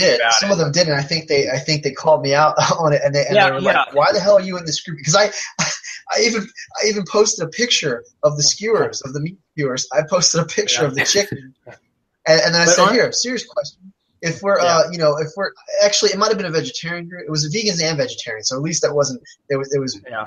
I don't know. These are the questions. But don't you?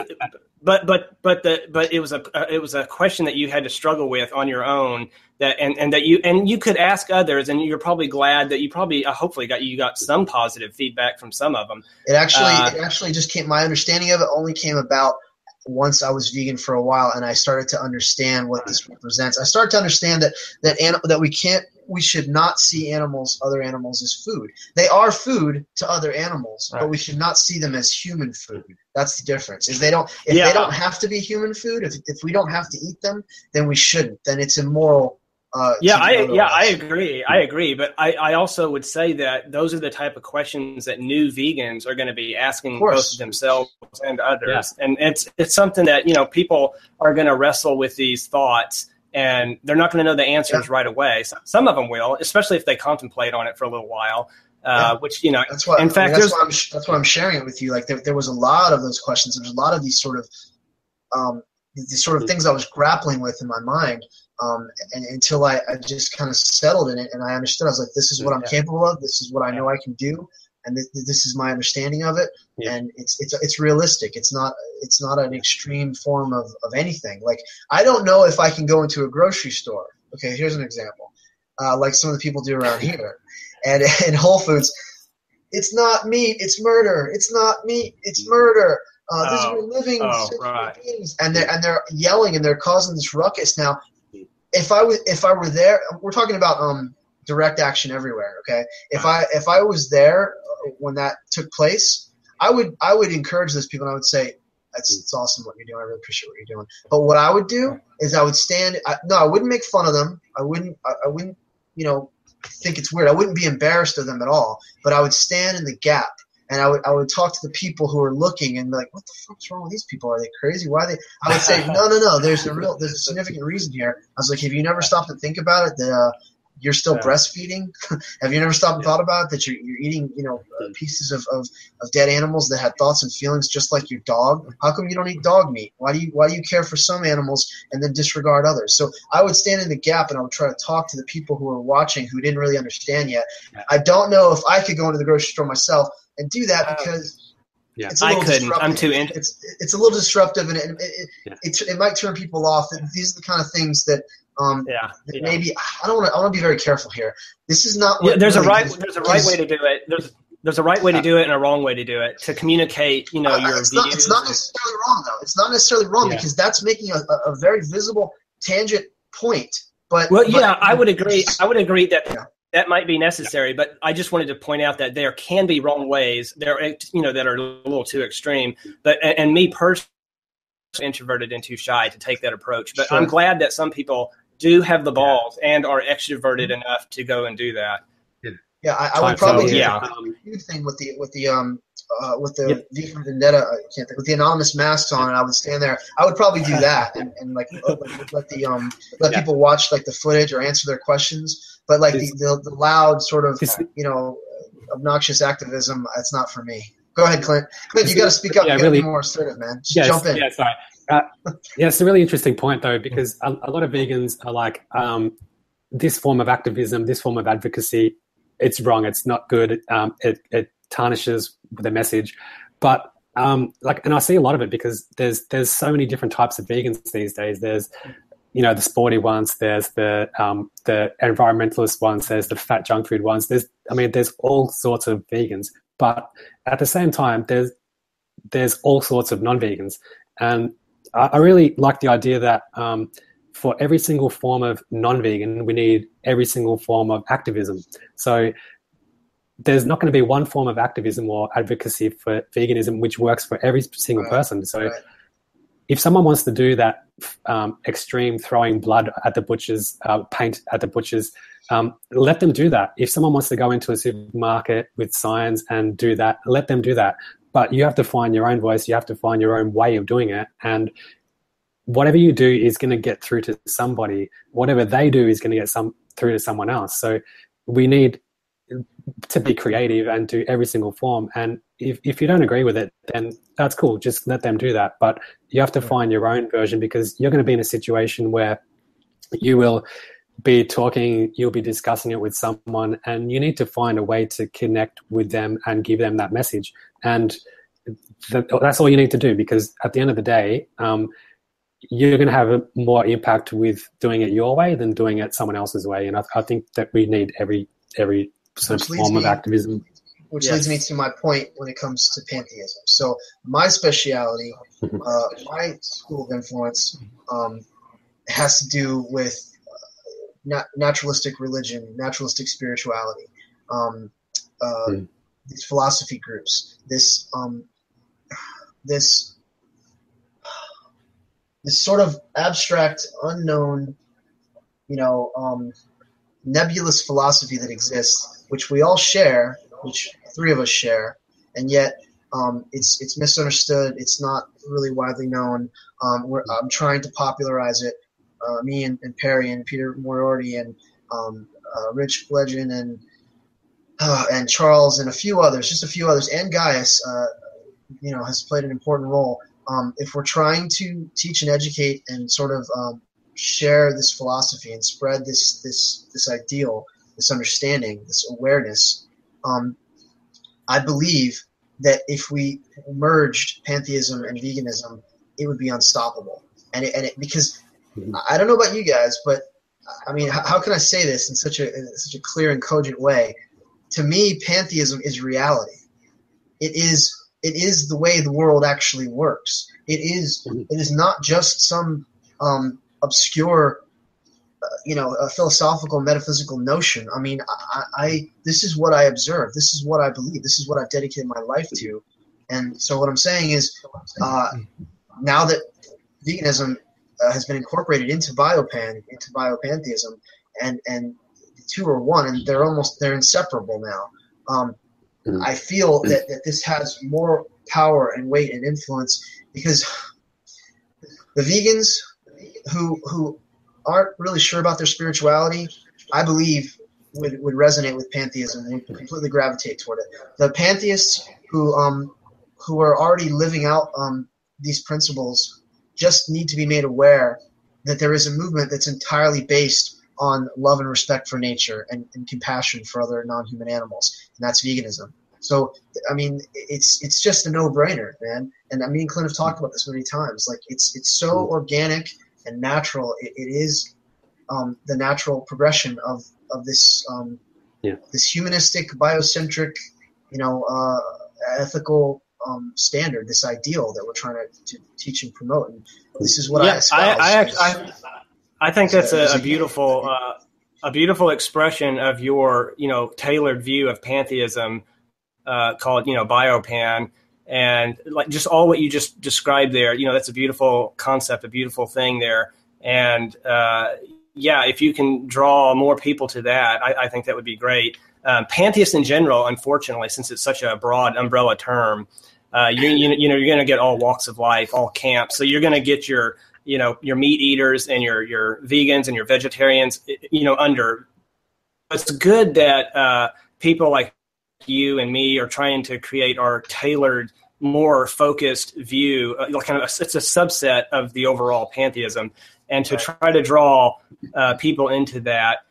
You've described several times in several eloquent ways on your page, on your, and even, in these podcasts. I think it's a very attractive idea and a very attractive movement if you can get that going. Thanks, guys. I mentioned earlier. I'm not just strident, I'm actually eloquent as well. I appreciate that. So, I mentioned earlier, like in podcasts, that basically how I came to be vegan is stripping away of these conditionings, these ideas, these beliefs, these like stories and delusions, which I'd been, born into, like how I need to eat meat and all that sort of thing. And so veganism came like before pantheism for me, but pantheism basically came in the same way. And it was a stripping away of conditioning and illusions and ideas that I was born into, like through sort of religion and stuff like that. So I think the natural process for veganism and for pantheism is basically a stripping away of these things that aren't true, things that they don't serve you, things that don't actually exist anywhere, and stripping them back. And reality is, the tangible things that we can sense with our senses, nature and everything in nature, and with that grounding in reality, then you can sort of make better decisions on how you interact with nature and animals itself. I agree. Absolutely. Guyus, can you see the natural trajectory, the understanding, the almost intuitive understanding that you can't claim to believe that everything is divine, that everything is God, and yet, chop up and butcher and murder God and consume it unnecessarily. You understand that now? You mean as a biopan? As a pantheist as you are. Like I was telling you the other day, like I was trying to explain in the previous podcast, that me as a pantheist, if remember, that broadly just simply means I believe that the universe is the constant causation of my existence. But when it comes to a list of morality, how we should treat one another and how we should try to preserve life, for example, I think that's excellent for people like you to come in to create that more tailored, focused view to attract, because think of it as a huge fishing net. Pantheism is like this huge fishing net that brings in a lot of people. And then now people like you, need to focus that net, a net of your own, and get even more of a select group. You bring up a very important point, though. I just realized something, that it's our starting point, actually, that defines our trajectory. Like you just said, that what pantheism means to you, say it again, is that the universe is the constant causation of my existence. Okay, and involves. So that's your definition of pantheism. If that's your definition of pantheism, that doesn't necessarily lead to ethics, to morality, to environmental ethics, or to veganism. Right. So it actually depends on our starting point. When I say I'm a pantheist, it's because I believe nature is God. Nature is divine. And that means I'm a part of nature, and so is my cat and the pig and the chicken and the cow and Clint and you. So that's my in my take, my worldview, yeah. In my worldview, there's both pain and the suffering and pleasure, the yin and the yang, cruelty as well as kindness. And so as just a broad pantheist, I know that there is, I'll just call it evil for an evil. I hate using that term, but to make it simple for the conversation. There are harmful things, things that they're undesirable. Yeah, that cause pain and suffering. That is just an integrated part of the universe, always will be, always has, always will be. And as a pantheist, I've accepted that. I've acknowledged that, I have, it's, the stoic in me. I realize that there are hardships and that there has to be hardships. It's to create that contrast. In order, you have to have pain in order to have pleasure, kind of a thing. Yeah, I'm not a stoic. I'm a revolutionary. I take a different approach. I don't believe that we should ever accept it. I believe we should, we should fight it. To the end. I believe we should only accept it on the ones that are unavoidable, that are in place for a reason, that need to be there. But if we can avoid certain unnecessary, harmful cruelty or pain, I'm all for that. Just like when I found out about how animals were being treated, I find that as an unnecessary pain and suffering and cruelty here on this planet. And so I'm going to do everything I can to do my part to support that change. So I appreciate that, and the animals do too, trust me. But we lost Clint. I think he's coming back now. Now back. Yeah, sorry. You okay? You still with us? Yeah. Yeah, you missed a good one. I lost connection. You missed a good one. No, he'll watch it. He'll listen to it later. But Guyus, you make another point that let me say this real quick. If I interrupt you guys, it's not because I'm trying to be rude. It's because my mind goes so fast that if I don't attempt to address the point, I'll forget. I'll just lose it. So that's all it is. It's not that I'm trying. I totally know that. My brother's the same way. My older brother. In fact, me talking to you completely reminds me of when I have conversations with my brother, because he is the same way. I'll say something and it'll trigger thoughts in his head, and he has to get that out and he has to follow it through all the way to the end. Like right now, you're probably flipping out that you're going to forget. What you need to do is you need to write this stuff down, because this is what I do. This is what I did in the last pod session. You're telling me to write. That's all I do, on a piece of paper. Yeah, but go ahead. On a piece of paper. This is what I did in the last session. I'd hear y'all say something, and so I'd jot down some notes. Sure. Take notes. That's politicians. That's what you do in a debate.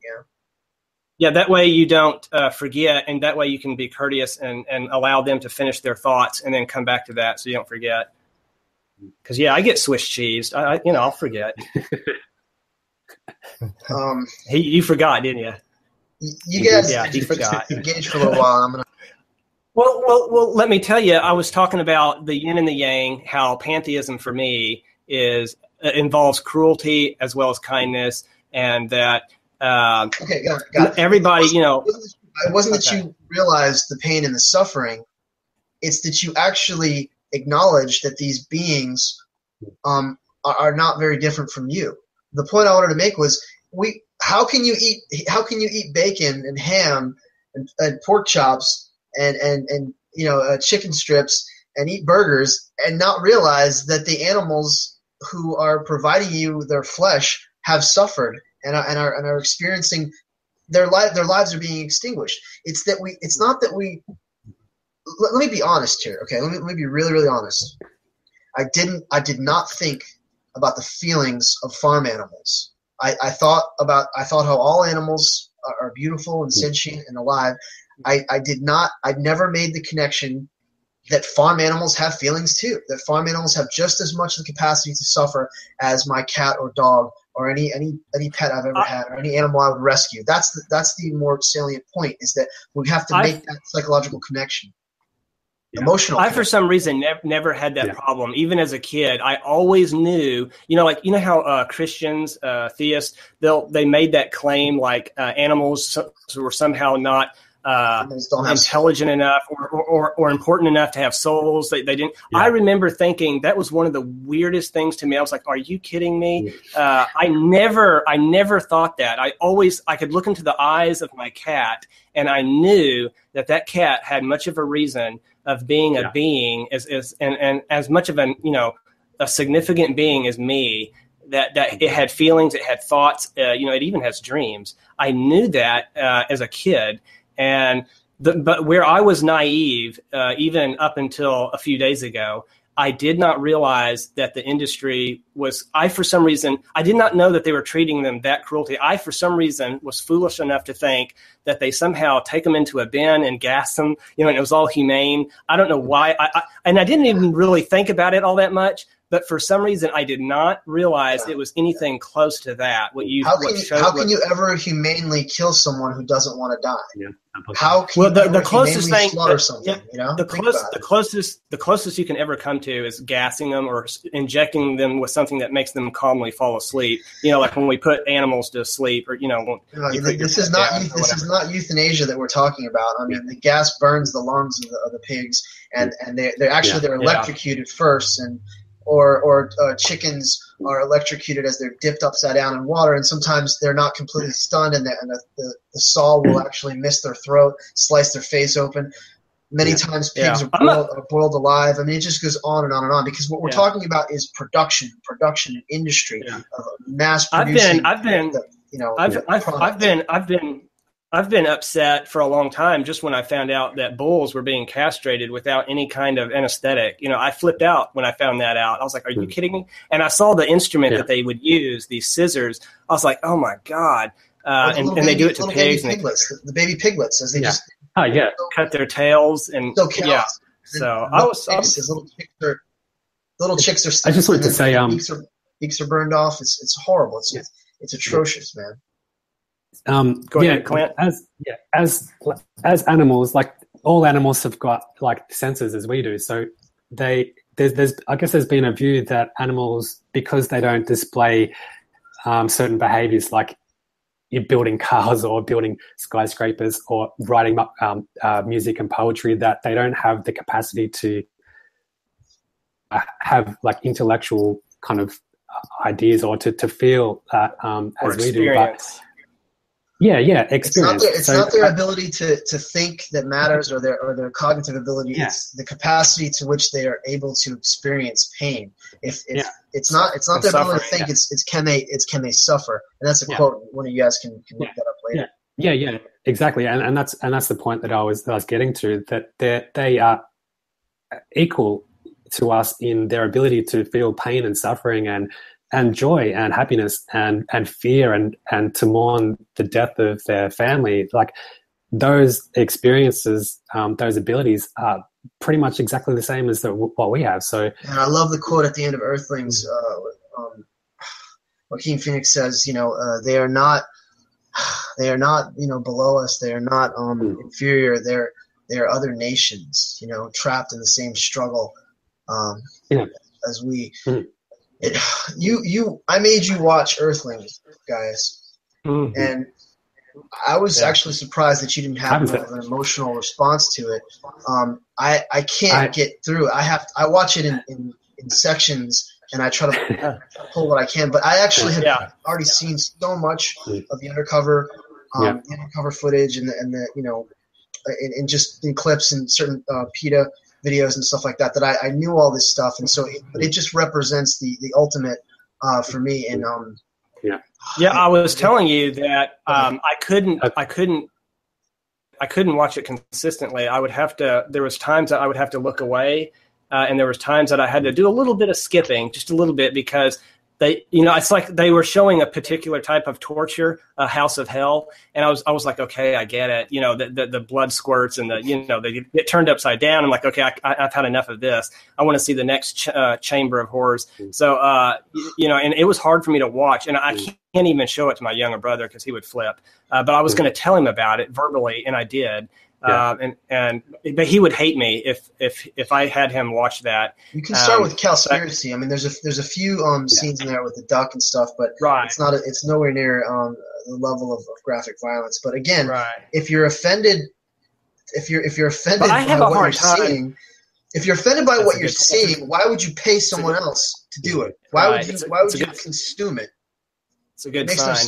And I even have a hard time killing insects. Like if I find a spider in my house, both me and my brother do this. People will think we're ridiculous, but if I can afford the time, I don't always do it, but if I can afford the time and I'm not pressed, I will go through the trouble to find a way to scoop that up and take that spider outside. Even a spider, most people would think I'm crazy. Guys, this is the point. This is the ethic that I'm trying. This is the biocentric ideal I'm trying to get to. We all do this. I feel guilty. I have ant traps now because we have an ant problem. I feel guilty because I look at them and they're these little societies and they communicate with little souls. Yeah.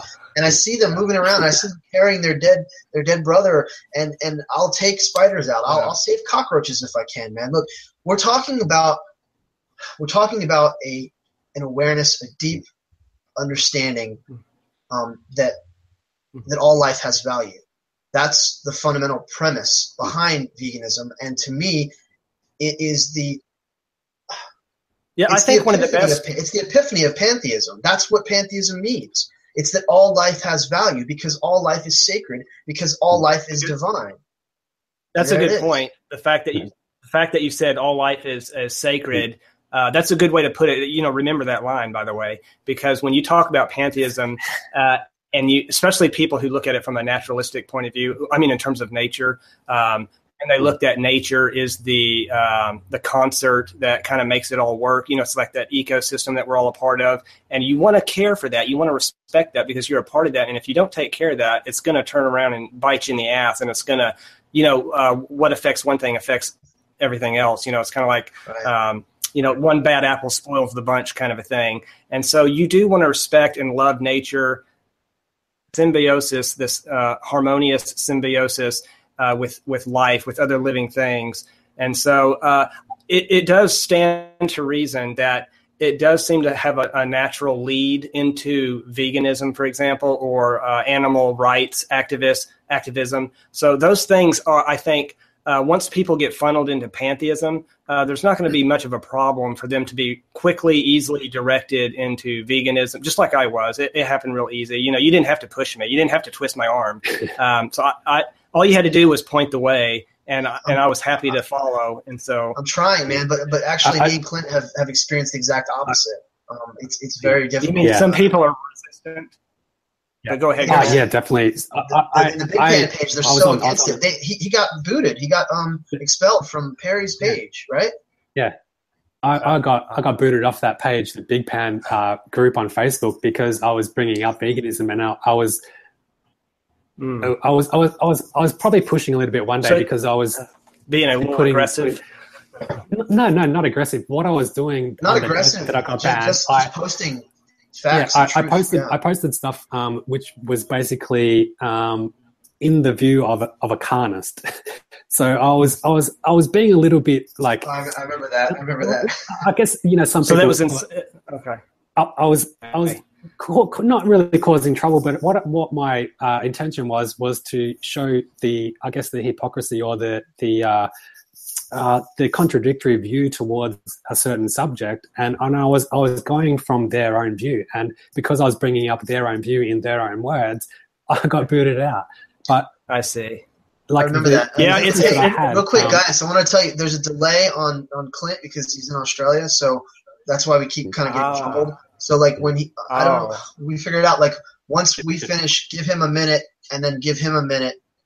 Okay. There's a delay. But anyway, I was wondering about that because I even heard my echo really delayed, I guess. But okay. I was just going to say that whenever trying to express new views to people and introduce them to new ideas, it takes a really you got to really finesse people. It's a whole art form, and you got to really be careful on riding that fence sometimes. And I make the same mistake myself. Nobody's perfect. Sometimes I push people a little too far in my influence because, I want to share my views with people. I don't want to twist their arm. I don't want to force people into believing into my pantheistic views, for example. But I will sometimes firmly express a certain view or my political view, especially my political views. I can get a little aggressive on that one. And a little egoic. But what it comes down to is the effectiveness. I still is it effective? Is it working? Like, are the people actually receptive to it? If not, then it doesn't even matter because you're defeating your own purpose.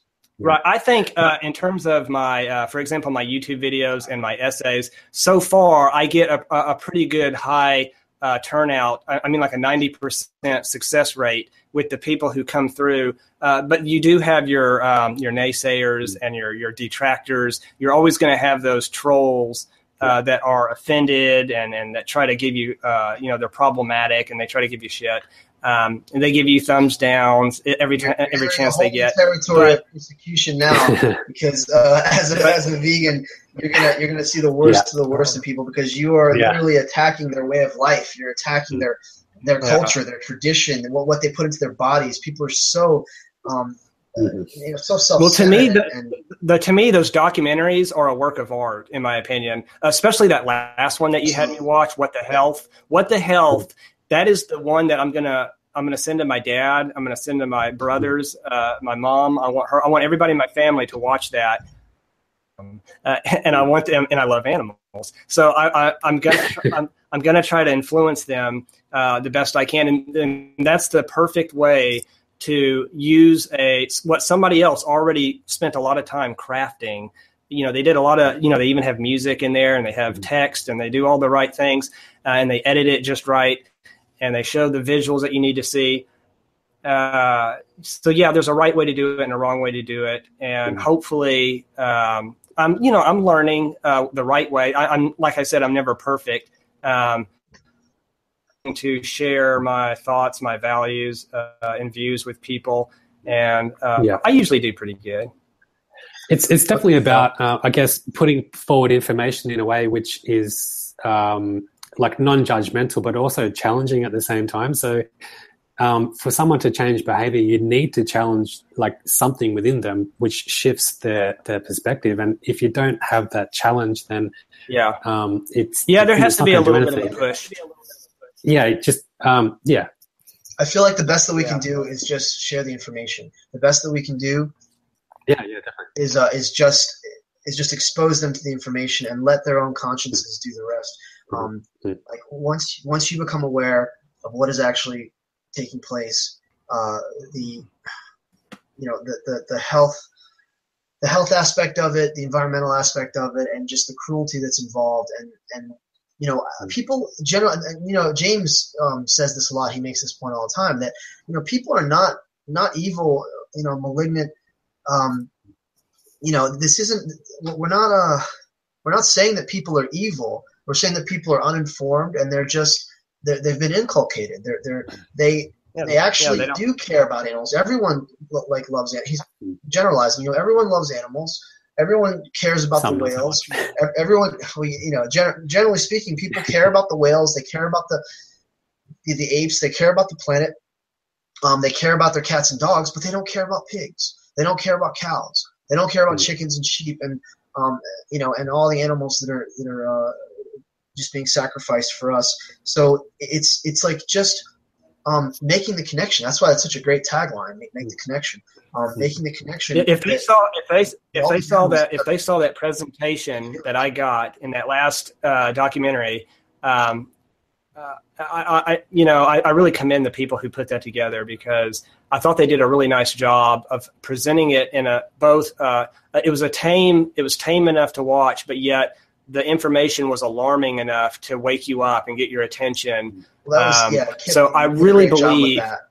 Because the same Cowspiracy, same producer, same director. Right. I mean, I like that guy. Watch Earthlings, watch Cowspiracy, watch What the Health. And that's it. I mean, that's everything that you need is right there in that pack. There's many other documentaries, but it's those three. You take those three. Originally, it was Forks Over Knives, which is great. It goes into the China study and totally from the health aspect of it. But those three documentaries cover it all, and it's just brilliant. I mean, you want to turn people vegan overnight. Basically, just let them watch those documentaries and let their own minds and their own consciences do the rest. It sure sped up my graduation. If I had not seen those documentaries and you were telling me all this verbally or through comments or whatever, it would have been a lot longer process. I've said this before, that it just becomes a verbal debate. It just becomes abstract, and it just becomes an argument of words and ideas, and it's not relevant, man. Like, you have to see the pictures. You have to actually hear the pig screaming. You have to be exposed to it. You have to see the information. You have to read the statistics, see the graphs, and then you make that really tangible cognitive connection. Otherwise, I mean, there's no sense in even trying to argue with people. You just got to put the facts out there, and I believe they literally can't. I've said this many times in discussion and on other podcasts. You can't. You literally can't shift your thinking until you're able to, and the only way that you're actually able to is by being exposed to the information, by being exposed to the reality of what's going on. So it's not something that we actually even do. It's just something that we kind of help facilitate by presenting them the information, and they, from whatever angle, if they're concerned about health, if they say that they're environmentalists, we know now that you can't be an environmentalist and not support veganism. It's an oxymoron. I guess there is a bit of a resistance, though, for people to actually watch these type of documentaries, because they know if they watch it, they're going to have to make change, because I think they are aware that there's something in these documentaries that are going to instigate change or instigate a different perspective. It's probably better to not talk about them too much before they watch them. Just like, hey, I watched this documentary today. Just check this out. Don't give them too much. I actually do that a lot with Earthlings. I'm like, have you seen Earthlings yet? I'm like, it's really, really good documentary. Like check it out. I won't get into. I never say it is the most. It'll upset your entire month. I mean, you'll just be like traumatized. I don't say any of that stuff, because that creates a you have a preconceived notion about it that they think that you're trying to convert them already, and you're trying to influence them. So just share it. Just share it and expose it. Be like, you care about health? Here, watch What the Health. You care about the environment? Watch Cowspiracy. It's really interesting information. You care about animals? The V word. What? Yeah, just don't mention the V word.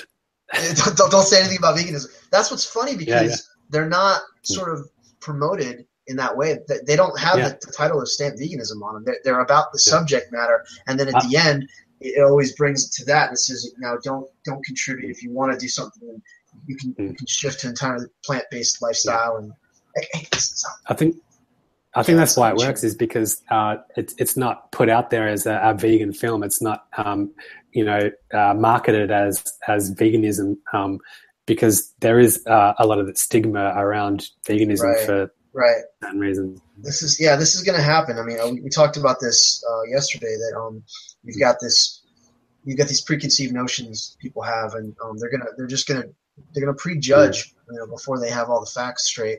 And that's what we got to avoid. So we have to represent just the best example that we can on every level, because they will do that. Like, oh, you're a vegan, you care about, well, what about this? Well, what about that? Are those shoes leather? Well, what about this? What about that? They'll try to, pinpoint and fault you in every way. If that happens to me now, if I'm having a discussion with someone now and they say, oh, so you're vegan, I'll be like, no, I'm actually anti-carnist. And they're like, so what's that? That's cool. Yeah, and it's because essentially it's only a label anyway. Like, even though I was eating meat, I was eating animal products. Like I said earlier, like my core is that of which coincides with the vegan philosophy. So essentially, that doesn't need to be named, but that's what I am.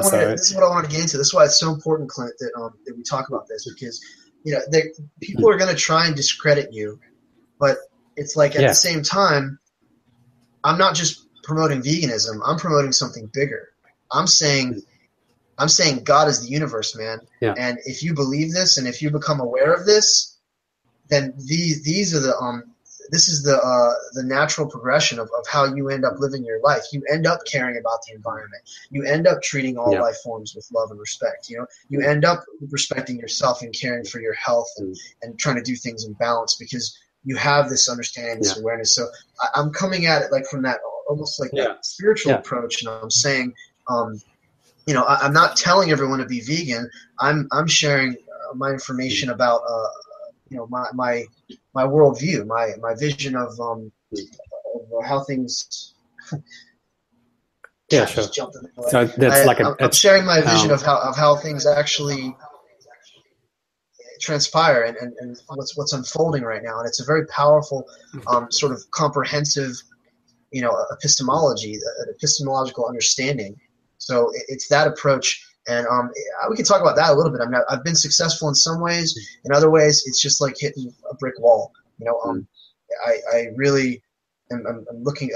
Actually, Northwest Veg has asked me to speak at some of their meetings, so I'm gonna try and get involved with that more. I've been to a lot of vegan meetups here, and I've talked about pantheism, and I've discussed biopan. I've got my biopan meetup that's this Saturday, and I'm going to meet with this woman that's affiliated with them. So I'm doing all that I can to just sort of infiltrate the vegan movement with pantheism and infiltrate pantheism with veganism. That's my angle. There seems to be like a huge percentage of vegans who are atheists. How do you see that? Why do you think that's part of? Why is that the demographic you mean, or what, or why, or how do I approach that? Yeah, reverse. If they're atheists, well, I say I'm an atheist as well. Like, I believe in the Abrahamic God. I don't believe in an anthropomorphic deity.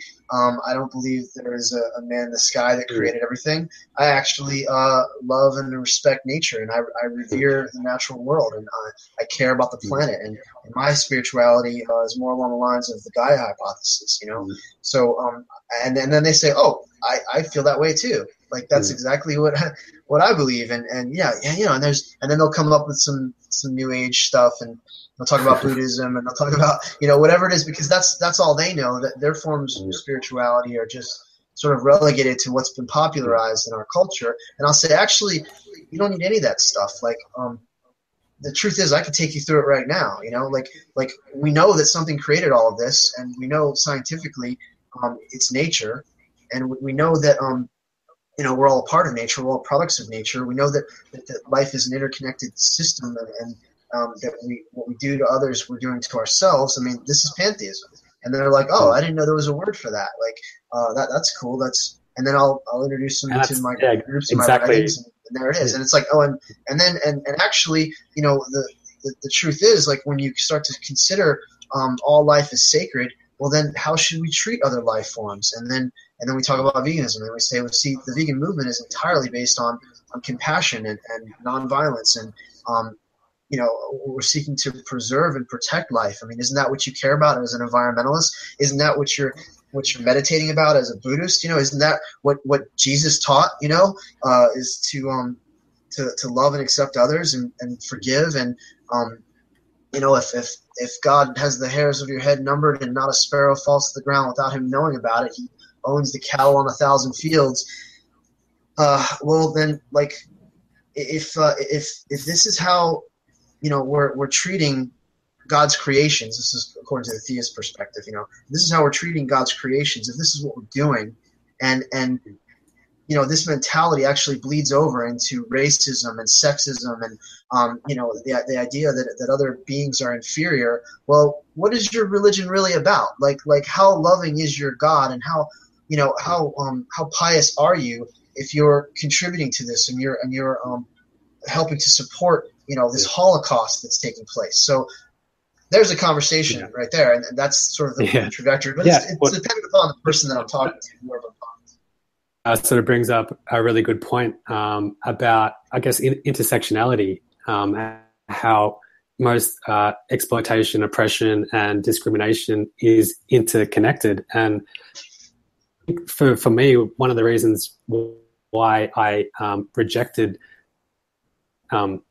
religion and I guess like authority as well, and I guess other forms of oppression, is because I just see the ridiculousness in it, and the interconnection between, say, violence and religion and concepts. I just had to exclude that, or just reject that from my life. And it's fascinating. It's his own spirituality that led him into all this, guys. It was Clint's sort of the raising of his consciousness and his own sort of spiritual practices are what led to that. And it's a great example of it. And I guess the same could be said of me. I think for me it was more intellectual and sort of emotional. But of course, my spirituality has always been completely engrossed in the natural world and in spending time in nature. And when I was listening to the birds, when I was reading being outdoors. When I was reading your Dreaming of Portals, I got a strong sense that even from an early age that you had a huge emotional attachment to animals, and that you cared about animals, because it's very, very apparent in that Dreaming of Portals. I think you were like, gosh, what, 8 or 10? Like you really expressed a concern for the well-being of turtles, trees, all that, and so. I don't know how far you read into Portals, but that was a real incident that I just kind of I know for the story, but that really happened. I found a snapping turtle and then my uncle pushed me out of the way, and he got a shovel and he took me down to the creek and had my dad go down there with a gun and just fucking shot it. Oh, shit. And I blame myself, and it was the impetus for so much of that writing, because I said if I would have never told him, then he wouldn't have killed it, And I rescued so many turtles after that too, and I never told my uncle again. I never told anybody if I found an animal. I just took care of it. I didn't go an adult. I just took care of it myself. Go ahead. I just want to tell a little bit of a story about my childhood and I guess my experience with religion. It's pretty funny because I know from a young age I was almost like so anti-religion. I went to a Catholic primary school, and we had to do mass. We had to learn about the Bible, and I remember I was maybe about 8 years old, and we're going through all these stories about I guess the myths and the creation stories and Noah's Ark and having the animals on the boat. And I just remember how I felt hearing those ridiculous stories, and from a really early age, I would be such a little demon in church. We used to go into what's it called when you say your sins? Confession. And there used to be a little a light sensor that would be on the floor. So when you're in confession, people would know that you are inside. So, when I was about 8 years old at school, and I would walk into there and I'd just tell the priest some lies just to, say my sins. But I would be sitting there tapping out these songs on the light so that people outside would be laughing in the church. And I would be scraping Satan stars on the chairs in church, like with a pen, and I was just such a little like rebel kid, and it set me up for I guess that like search for what's actually real in like what God is. And when I used to come to like Easter and these religious days, like Good Friday, I would deliberately eat meat because I wasn't meant to. I basically did everything that the church, such a little rebel. Yeah, that the church told me not to. And I was actually like looking back at it, and it was pretty hilarious. But it actually sort of like instigated a lot of my curiosity about, where did the universe come from if it wasn't from this man in a book and all that sort of stuff. So like for me, yeah, like that started like really early as well. And I think it really shaped my like inquisitive sort of nature. You're making me think that, if someone, if someone told me I had to be a Christian, I would have never pursued Christianity. If someone told me that pantheism is the only truth, it's there's nothing else, and it's absolutely reality, and I have to accept and believe it, I would probably not believe it, and I will go the other way.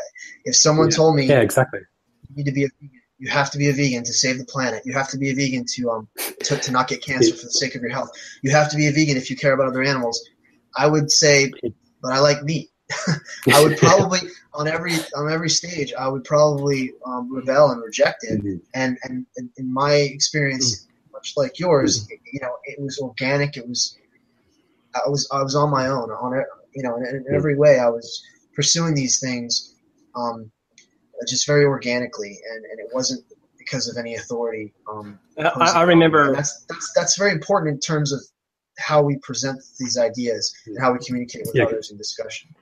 I remember when I was in the 11th grade, I was, and I forget why I was doing this, but for some reason I was trying to draw the Abrahamic version of what God would look like.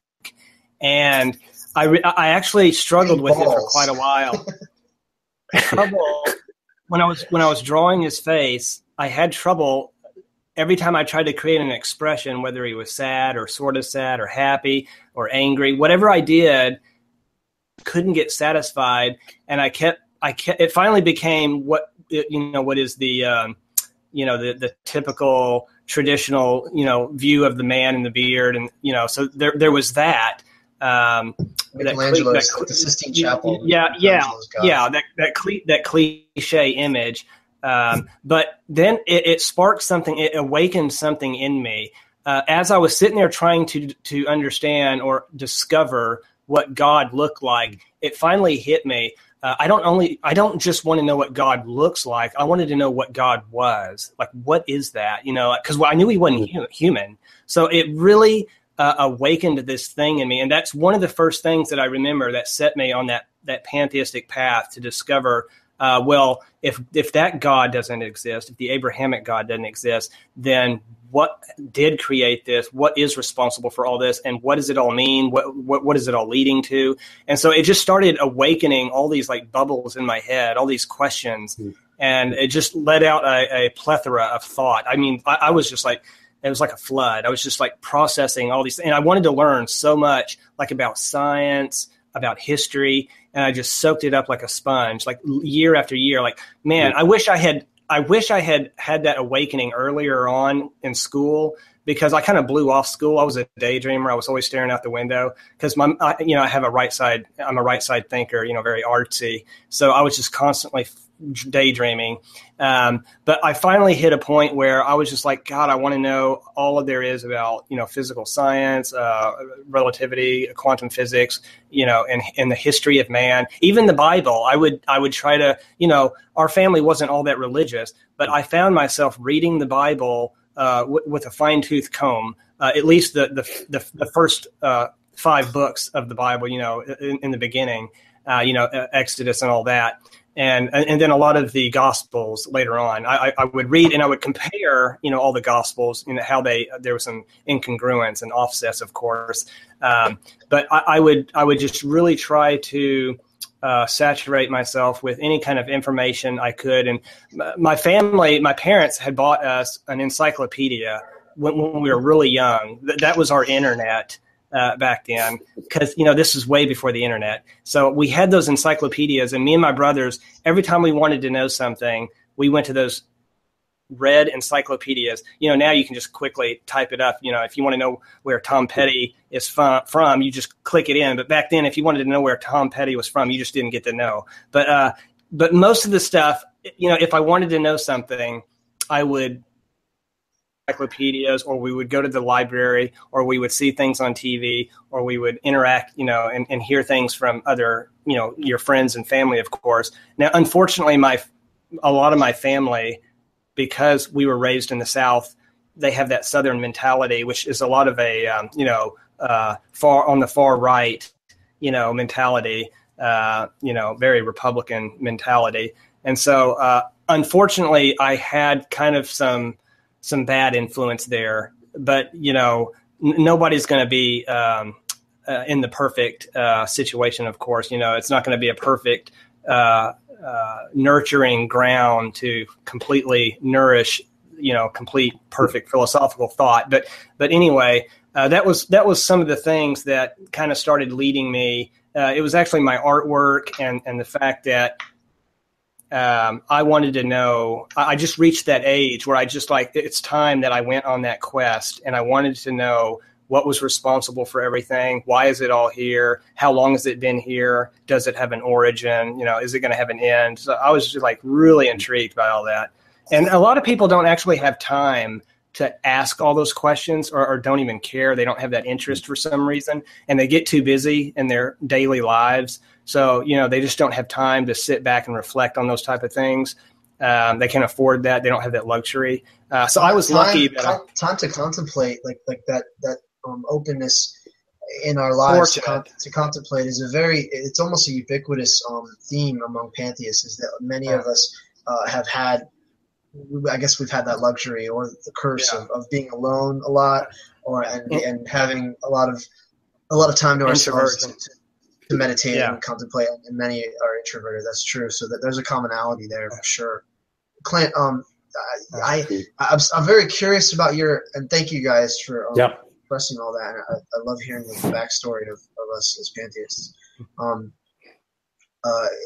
I'm still interested in your sort of what you would classify yourself, your form of spirituality as you were becoming a pantheist, with sort of a new age, like a combination of sort of Eastern traditions and Buddhism, with transcendental meditation and the idea of I'm not real sure. It's kind of still fuzzy, and I would just like to know a little more detail about that and what led up to pantheism for you. Yeah, sure. Okay. I tend to. Well, I've never really gravitated towards any specific religion or sort of philosophical idea. What I've tended to do since I was around 18, 19, which is when I sort of started my my quest for knowledge, in the philosophical sense. I would basically just search out ideas, good, strong philosophical ideas, and test them. And I actually went to it was a, I guess you could call it experimental, but it was a practical philosophy course, and it was set up by the the School of Economics in England, but there was a course in Melbourne, and I did that for 2 years. And basically, what it was I guess you get together in a group and you have all these philosophical ideas from all types of areas, ancient philosophy and Eastern traditions, even Christianity and different religions, but it wouldn't be included in a religious context. It was just the core kind of ideas, and it was grounded in a certain meditation practice, which was based on connecting with the five senses. So you would connect your five senses to the five elements, and you would still your mind to the point where you were functioning at the highest level you could at that present moment. And then you would discuss these ideas and these philosophies. That's great. It's brilliant. Yeah. It's such a great but from Yeah, it's kind of like Buddhist, but it was really interesting, and that time in my life was really pivotal because I started meditating every single day at dusk and dawn. So I would see the sunrise, I'd see the sunset, and that was actually a catalyst as well for going vegetarian at the time. So I was attending this experiential kind of practical philosophy course, and every week we would get like a test, and it was almost like a test in applying a certain philosophical idea. And so each week I would go home and I would like test out this idea, and so many things happened. It was actually like really mind expanding, like sort of psychedelic.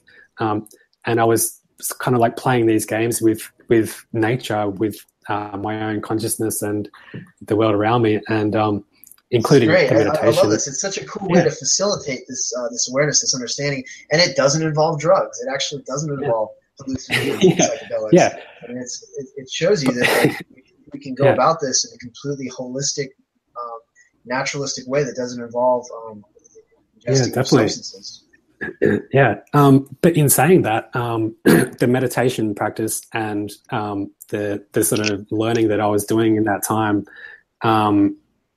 did, I guess, change my brain in a way. Like it set off different new connections and stuff like that. But yeah, it was around that time where this sort of trajectory sort of pushed me into like exploring consciousness and God. But I can't lie, there was experience that I had, like psychedelic experiences, which definitely led to an expanded view as well. But I think I've sort of mentioned this to you before, like psychedelics were not the actual full reason, but it was a tool, just like meditation was a tool. And for me at the time, the meditation was the foundation for everything. So I would say, like, if you were to ask me what my religious or my like philosophical basis is, it's meditation. It's like simply. So it's mindfulness and really getting grounded. Aligning your mind, body, and spirit. It's very important. There's many different ways to do this. I think it's brilliant, man. It's such a great sort of testimony. It would take too long to explain mine, and I'm sure I don't want to take up too much time. But let's just say that my experience with Christianity has dominated my spiritual life, most of my life, and it was the deconstruction of Christianity that led to my atheism / agnosticism. And then just really quickly, I'll just say it was Paul Harrison's book, Elements of Pantheism, and his website that actually put a name and a label to it. And I recognize this is what I'd always really believed. Now that I no longer believed in a transcendental deity, that like what do we believe? And then, with all the focus, the emphasis on nature, it all clicked and it made sense. So my transition into pantheism, or my discovering of pantheism, is not as exciting and as poetic as yours, or even as Guyus. But like I'd like to feel that what I'm representing and what I'm trying to do with my pantheistic awareness is meaningful and full of relevance, and I'm trying to really make an impact and do something with it, other than just have some online social club. Which is what the WPM represents. Really, it's not. It doesn't have a presence in the world, and that's what we're trying. What I would hope that all of us are trying to sort of rectify, is put pantheism on the map and make it a legitimate real world movement. I think, just sort of going back to how I like figured out that I was pantheist. Like, obviously, I just sort of mentioned my philosophical or my spiritual sort of grounding.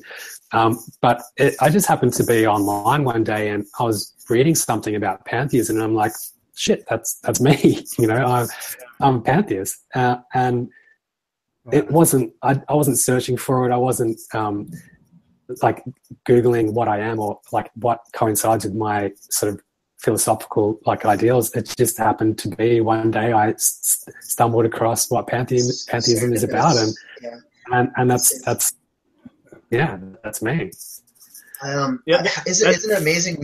There are no pantheist documentaries. There are no celebrities or widely known philosophers or speakers that are promoting it or teaching it. And it doesn't have a presence. It doesn't have and yet it exists in all of these separate movements and all these individuated. Just recently, there was that actor, the actor who played Spider-Man, who was in an interview, and he finally mentioned it. I thought that was cool. Yeah, it was great. I posted that everywhere. I was like, yeah, it's finally someone coming out and saying it. And I have that list of my the League of Humanity, I call them. With all of these scientists and authors and speakers. And philosophical I love gurus. that.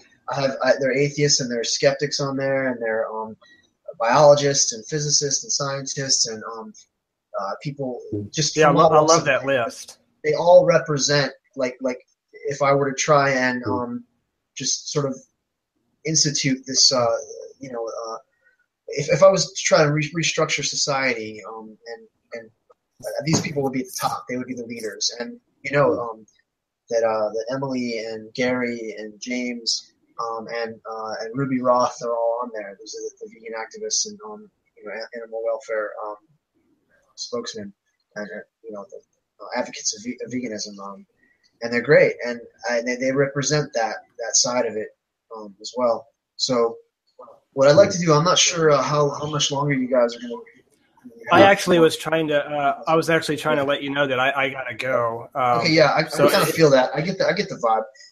So that's what I was going to say. We can wrap it up, or Guyus, we can say goodbye to you, and we can keep going. Clint, I don't see your kids around yet. So I've kind of been waiting for them to charge in the door, but they're not here. So if you want to keep going, I'm I'll keep going with Clint, and we'll just bid Guyus farewell, and thank you for. Cool. I meant to tell you yesterday, man. I really do appreciate your insight and just what you bring to the table with your experiences, and you have a very unique sort of intellectual and philosophical take on it. And the fact that you're an artist and you look at things, from what's the word, man? From a right brain, as you said, you're very right brain. And that's cool. And you look at things creatively and artistically, and it's important to bring that aesthetic and that sort of that character to the pantheist movement. So thank you. I appreciate that.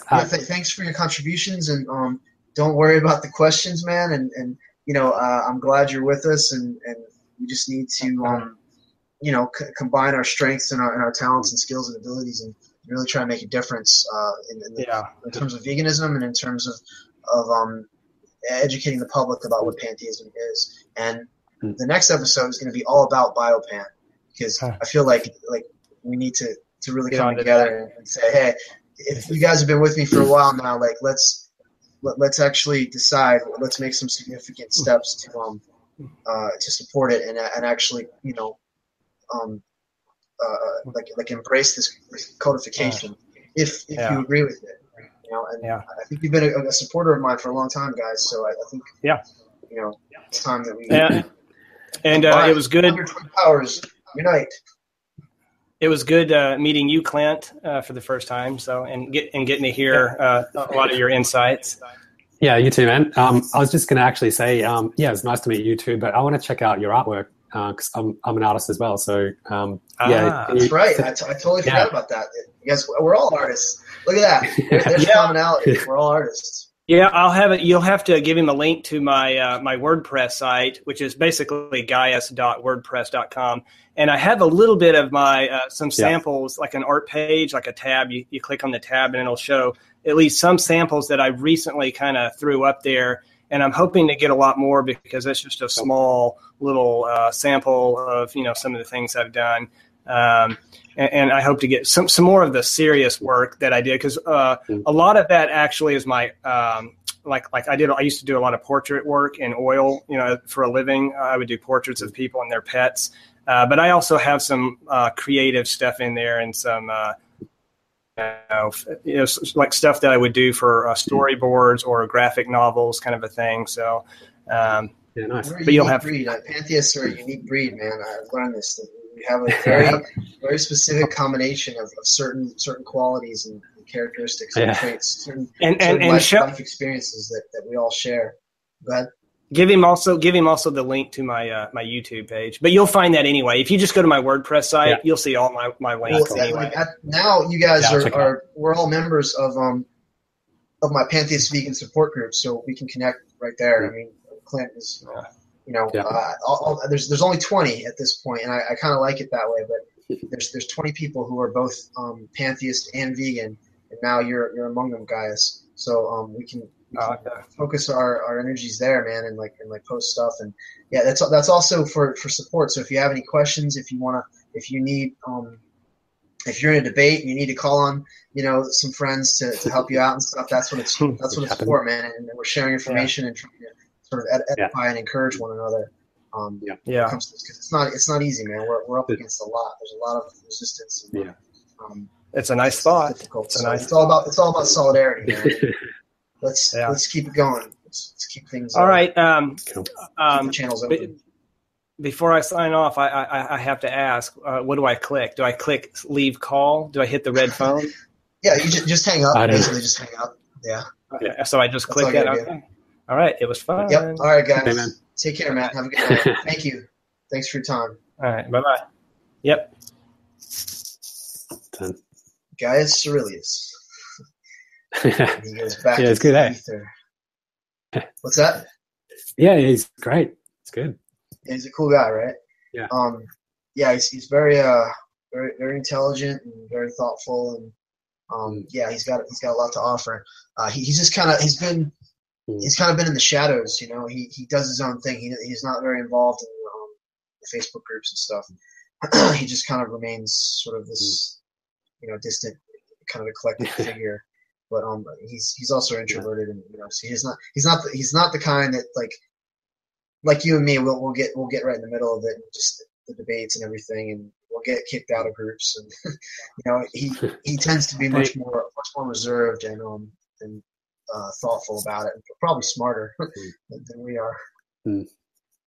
Actually, I just requested to join Big Pan again, and I got accepted. So I'm in there. We'll see how that goes. You got to watch you're on probation, buddy. Yeah. Watch your behavior. I just keep it on the down low for now. Keep it low key. Yeah. But wow, we gotta really we gotta address this, man. We have to. Maybe the Pantheist vegan support group is the beginning of it. Like I want there to be this this merger, this understanding, like I feel like I'm standing in the gap between these two houses, these two like sort of families, and I'm like, you're kind of each doing your own independent thing, but you don't realize that at the core, on the foundational level, we want the same things. And I feel that way about the atheist movement, the anti-theist, the new atheist movement, about humanism, secular humanism. I feel that way about paganism, neo-paganism, and Druidry, and many within the New Age circles. I feel like the tie that binds us all is our biology, and we can't live without food and water and shelter and companionship, and health. Health, our health, a sustainable earth, and a healthy living system, whether it's our bodies or the ecosystems, the environments that surround us. There's nothing more important than that. So I don't care what you believe about the universe or what your spiritual metaphysical views are. Those things that I just mentioned are ubiquitous across the board, and that's where we need to focus our time and energy and attention. Is our sustainable future. It's the survival of our species, man. At this point, with so much corruption, political corruption, and so much evil and violence, and the human race needs to evolve, man. And I believe that veganism and pantheism, and specifically biopan, is on the cusp. We're on the precipice of that evolution, man. And I'm trying to, unite us all and lead that charge. So, help me do this and spread the word and spread the message to everyone. Tell every vegan about Biopan, and tell every pantheist about veganism, and let's bring it together, man. I've tried on a few occasions. It's not always successful. Apes together, strong. I just watched the Planet of the Apes. The Rise of the Planet of the Apes and then Dawn of the Planet of the Apes. It's true, man. That's I don't care if people think I'm the self-appointed guru or whatever. That is my role. I'm just like Caesar, trying to unite the apes and free us all from the oppression and the enslavement of each other and of other life forms. Yeah. Well, I think there's always going to be that environmentalist sort of green approach on all the systems that are being damaged. Like it's plain to see. It's like tangible. There's scientific evidence, and there's you can see it in every country in the world. There's disasters, there's floods, there's all new the intensity of shit has just increased. So I think a lot of people are going to start turning to more environmental action.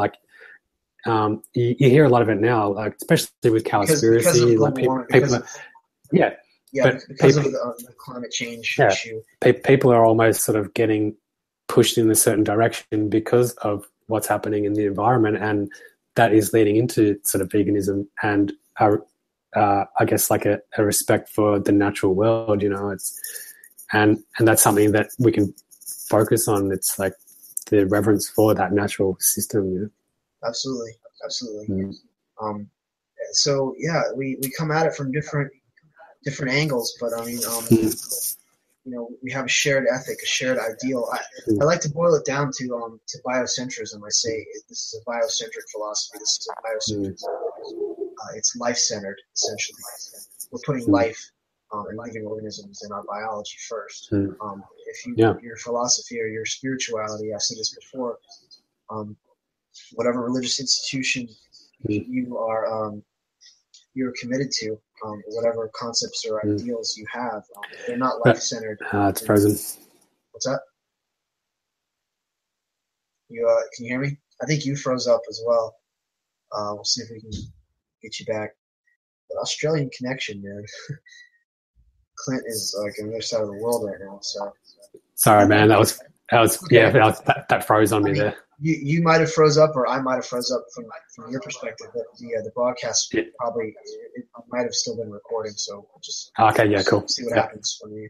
But sometimes I didn't hear what you said. I was just the last part of that. I was just rambling. Look, man, I appreciate the time and bring a great element to this. A really cool perspective, and I feel like with Chandler's podcast and with this podcast with mine, we can really make a difference and start influencing people, because these podcasts serve as like a resource, and we're just we're spouting out all this stuff, but it's packed full of information. It's a certain mentality and an ethic and ideal that we're promoting. We're representing something, and so we can. It directs people to our websites, to our books, to our writings, to our artwork. It just serves as a medium, like a voice to express these ideas. And I was saying before that there's just so many people are already on this trajectory. Jason Silva, you get Sam Harris and Neil deGrasse Tyson and Bill Nye and Richard Dawkins and the late Christopher Hitchens. Yeah. Believe it or not, as anti-theist as he was, this man helped me so much to understand that you don't have to have some believe in the traditional gods to critical thinking. Of course, you don't have to believe in the traditional gods to understand that you can have a transcendent experience, that there is such a thing as the numinous and the religious experience, and it can be a completely naturalistic one. So it's religious naturalism is really what we're promoting here, a completely scientific and biological and tangible way to connect with something that is greater than us and is older than us and is supersedes all and permeates everything. And I'm talking about the Omnia, nature itself, what I call the Omnia. I think that's what people need is the tangible experience of actually, touching it, smelling it, seeing it. Right. When someone's offered spirituality that is communicated and conveyed to us through our senses, rather than just believing in an invisible a construct. Following our intuition there is something to be said for that, absolutely. But this idea of that spirituality is this intangible thing that can never be understood, and it can never really be reached, and it can't be seen. Well, I mean, I see God every day in my animals, in the tree outside that's blooming and blossoming right now. It's so beautiful. That's where I see God. I see divinity in nature. That's what pantheism but is. I guess you'd probably understand that, a vegan pantheist is a threat to a lot of the systems on this planet. Absolutely. Absolutely. It's a threat to Republicans. It's a threat to conservative Christianity, to fundamentalism. Yeah. I mean, we are up against a lot, but we have a lot. We have a lot of people on our side too, even if not by name or by label. I guess if you look at it as what a vegan pantheist is, there is so many systems in the world that if everybody was to become vegan and sort of look at the world through a pantheist view, it would eliminate all these industries. It would eliminate all these religions. It'd burn the house down. I've been saying this for years, man. I mean, it is the answer. It is the answer to all of the problems that we face, and this is what's needed at this time. I mean, if I'm not able to see this come to pass in my lifetime, I hope that others will pick up where I left off and carry on the work. I mean, I'm gonna, whether it's me or someone else. I mean, somebody has to lead this and unite us all. Our survival depends upon it, man. I feel like they say the studies and the information that we have now is that we're past the tipping point of sustainability on this planet. That the population explosion, the birth rate, the growth, all of it, and that's why in Biopan we have a comprehensive system that addresses all of these. That I'm anti-natalist. I'm not imposing it on others. I mean, you have kids yourself, but I'm anti-natalist for a reason. It's all involved. It's incorporated in the Venus Project. The Zeitgeist movement is the sort of political, social aspect of this. Pantheism is the philosophical, spiritual aspect of this. Veganism is the sort of the activist side of it that involves these industries and the idea of doing no harm and nonviolence. It comes from the Jainist tradition and ahimsa, and so it's all multifaceted, man. And so the saying is you don't have to call yourself a biopan, but if we don't sort of consolidate all of these ethical systems, all of these sustainability movements, if we don't unite and actually stand for something and make it a comprehensive codified model, we're going to continue to just be scattered and diversified and split up. And the point is there's strength in unity, there's strength in numbers. But we're all pulling in all these different directions, man. I feel like Xavier many times, Professor X, trying to unite all the misfits, trying to get all the mutants together. And I'm searching the world. I'm using the what's that thing called? This cerebral. Puts on the helmet. That's what I feel like. I'm trying to seek out and find all these luminaries and these really influential, powerful, poetic people who have the same creative vision and bring them all together. It's the League of Justice, man. That's why I call it the League of Humanity. The League of Justice. And I'll step out of the way and just let it run its course and let other people take over once I get it together, once I get it going. It's not about this isn't an ego trip, man. This isn't about me. It's about the earth. It's about the animals. It's about the human race. It's about our own humanity, the evolution of our species, ethically and morally. We need to evolve. We need to come together. So I need help. I wish there were others doing it. Yeah, for sure. Let it be somebody else. We kind of need, people these days, they want, slick presentations, nice soundtracks, cool documentaries, sexy looking things to look at and to download, and they want it now. We almost need some type of presentation for Biopan, something that is accessible for people, mainstream people, not mainstream, but and I'm learning a lot from Jason Silva about these shots of awe that he does. I don't have the technical capabilities or the resources to make fancy YouTube videos like that. Yeah, this is the best I can do right now. With doing the podcast and with my book and the website and the articles and everything. But I know what you mean is that it needs to be for this it compacted sort of this attention. Yeah, this attention deficit disorder culture that we have that only can absorb information. They're continuously multitasking. They can only absorb information. Little sound bites at a time. That's fine. I can do that. I mean, we're running on this is 3.5 hours or something now. It's only the really contemplative, meditative people, the old farts that are sitting in their house and they got nowhere to go. They're just they don't really have a life that they're going to listen to this, but then they can't do anything about it.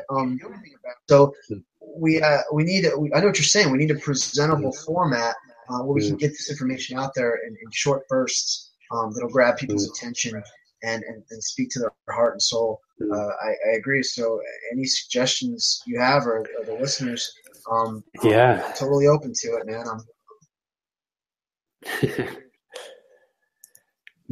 I don't have any ideas at the moment, but I do think that incorporating aesthetics is very important. Like you as an artist, totally. Guyus as an artist, me recognizing the value of symbols and using music and just my list of Pantheist-related videos. I have over 120 some videos, and maybe one or two of them are labeled pantheistic, or they're all coming from these different angles, but I recognize them as pantheistic. That represents something. You can go down that list and just spend a week watching those videos, and it'll bring you right up to speed with everything that I've learned, everything the way that I've educated myself, and the understanding that I have, this sort of multifaceted, holistic view of things, with incorporating a systems model mindset in my outlook and my ontology on life. It's all there. So I do have those videos that anyone can go to and watch, and it's also linked up on my website. So, but I'm drawing from other sources. I don't have something that is specifically labeled biopantheism. So that's what's needed. I need my own. That holds that identity and represents it in sort of an authentic, for sure, comprehensive way. A lot of what I do in my day job is freelance graphic designing for people, and essentially what I'm doing is branding them. What's that? Basically what I do is I logos and designs for musicians or record labels or festivals, and it's essentially promoting their brand or what they're on about, their person, their identity, their music. And so I'm just coming from a perspective of getting something out there that catches people's attention. Marketing in a sense. I hate that word. It's not the best word, but it's true. Though. We have to market ourselves. We have to sell the idea. We have to make it flashy and memorable and appeal to people's senses. It's not only their needs, but also their sort of their aesthetic. Their craving for a certain style, a certain image. I feel like I've done that, but I don't have a PR program. I don't have a marketing group. I don't have I don't have anybody working for me. I'm doing it all on my own. So anything you can contribute if you want to put the Yeah, symbol for sure. out there, and, like spread, the website, talk about it with people, and create some art that represents this. I mean, you see what's right behind me. Yeah. That's And I see a lot of the artworks that you throw up on your posts, and a lot of the images you use. I always incorporate good, strong visuals, because it's very important to have the information right alongside with the visual representation of it. I always add an image, and I've always told people this: if you're going to post something, always include an image so that you engage with people, and you sort of allow them to perceive it with both their left brain and their right brain, and the two hemispheres combine. Then you have a real understanding and inspiration that. I think that's probably why a lot of, obviously every religion, every sort of movement or like cultural group has, a symbols, like, some sort of identifying thing. Yeah, and absolutely. It's because it's very like important. It resonates with people because a symbol can encapsulate an idea, a tradition, a feeling, a belief system, and it does all that. Just visually, it just speaks to you visually. I think my kids. Yeah, I think they'll be back soon, but I'm gonna have to maybe call it because my stomach's starting to growl. Yeah. I get no worries, man. No worries. I could do this all night. This is what I do. But I do appreciate the time. I mean, thank you, and it's been really cool. It's been informative and enjoyable. Let's do it again. And just share this, once I get this all set up, share this with your groups and with your friends and stuff like that. And let's just keep talking, man. And I'll definitely have you on again. I appreciate the time, Clint. Thank you for sharing for sure. so much of your perspective.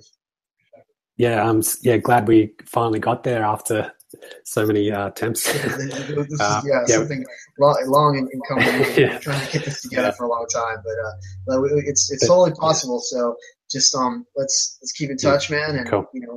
Be safe. And I appreciate I appreciate your input, and thanks, man. I appreciate you. So just be well. Tell your kids I said hi.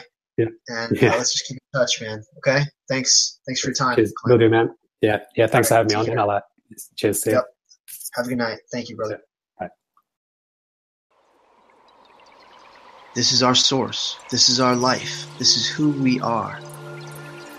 Please visit our website for more information about this life-changing philosophy.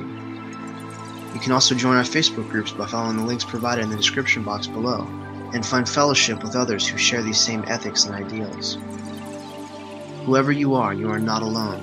The whole universe resides within you. Now and forever, in nature we trust.